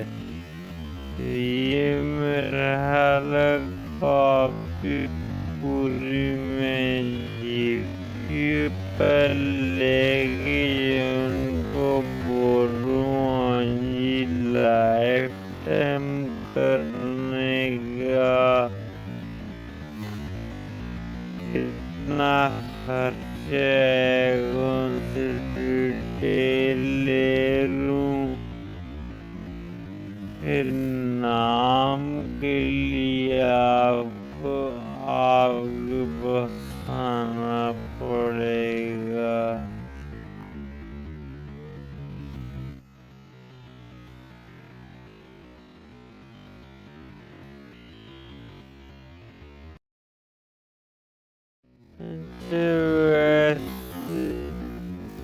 वैसे ये काफी सारी टोकन ये रेड जो आप कह रहे हैं ये पड़े हुए हैं।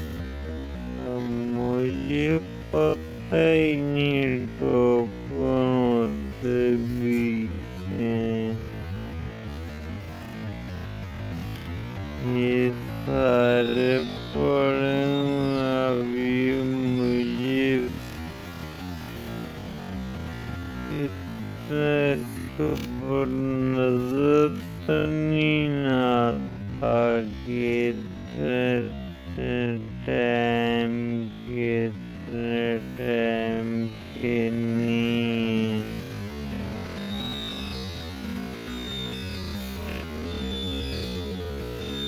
इसको वो देखेंगे तो उनको ज़्यादा जल्दी आइडिया हो जाता है।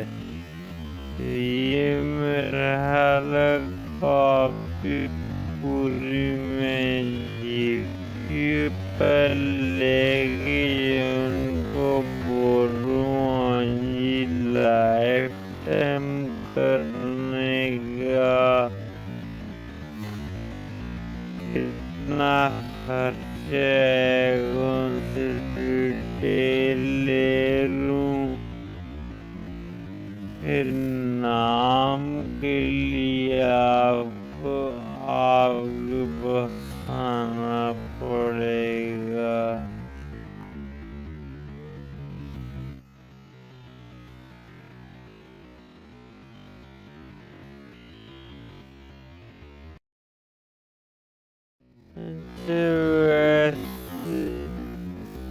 वैसे ये काफी सारी टोकन ये रेड जो आप कह रहे हैं ये पड़े हुए हैं। अब मुझे पता ही नहीं टोकन होते भी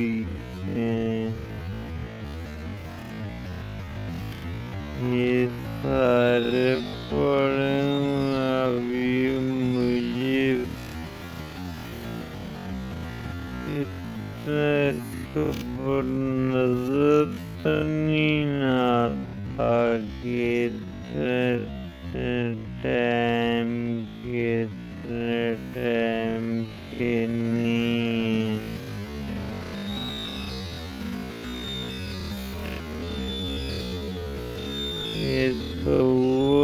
the king of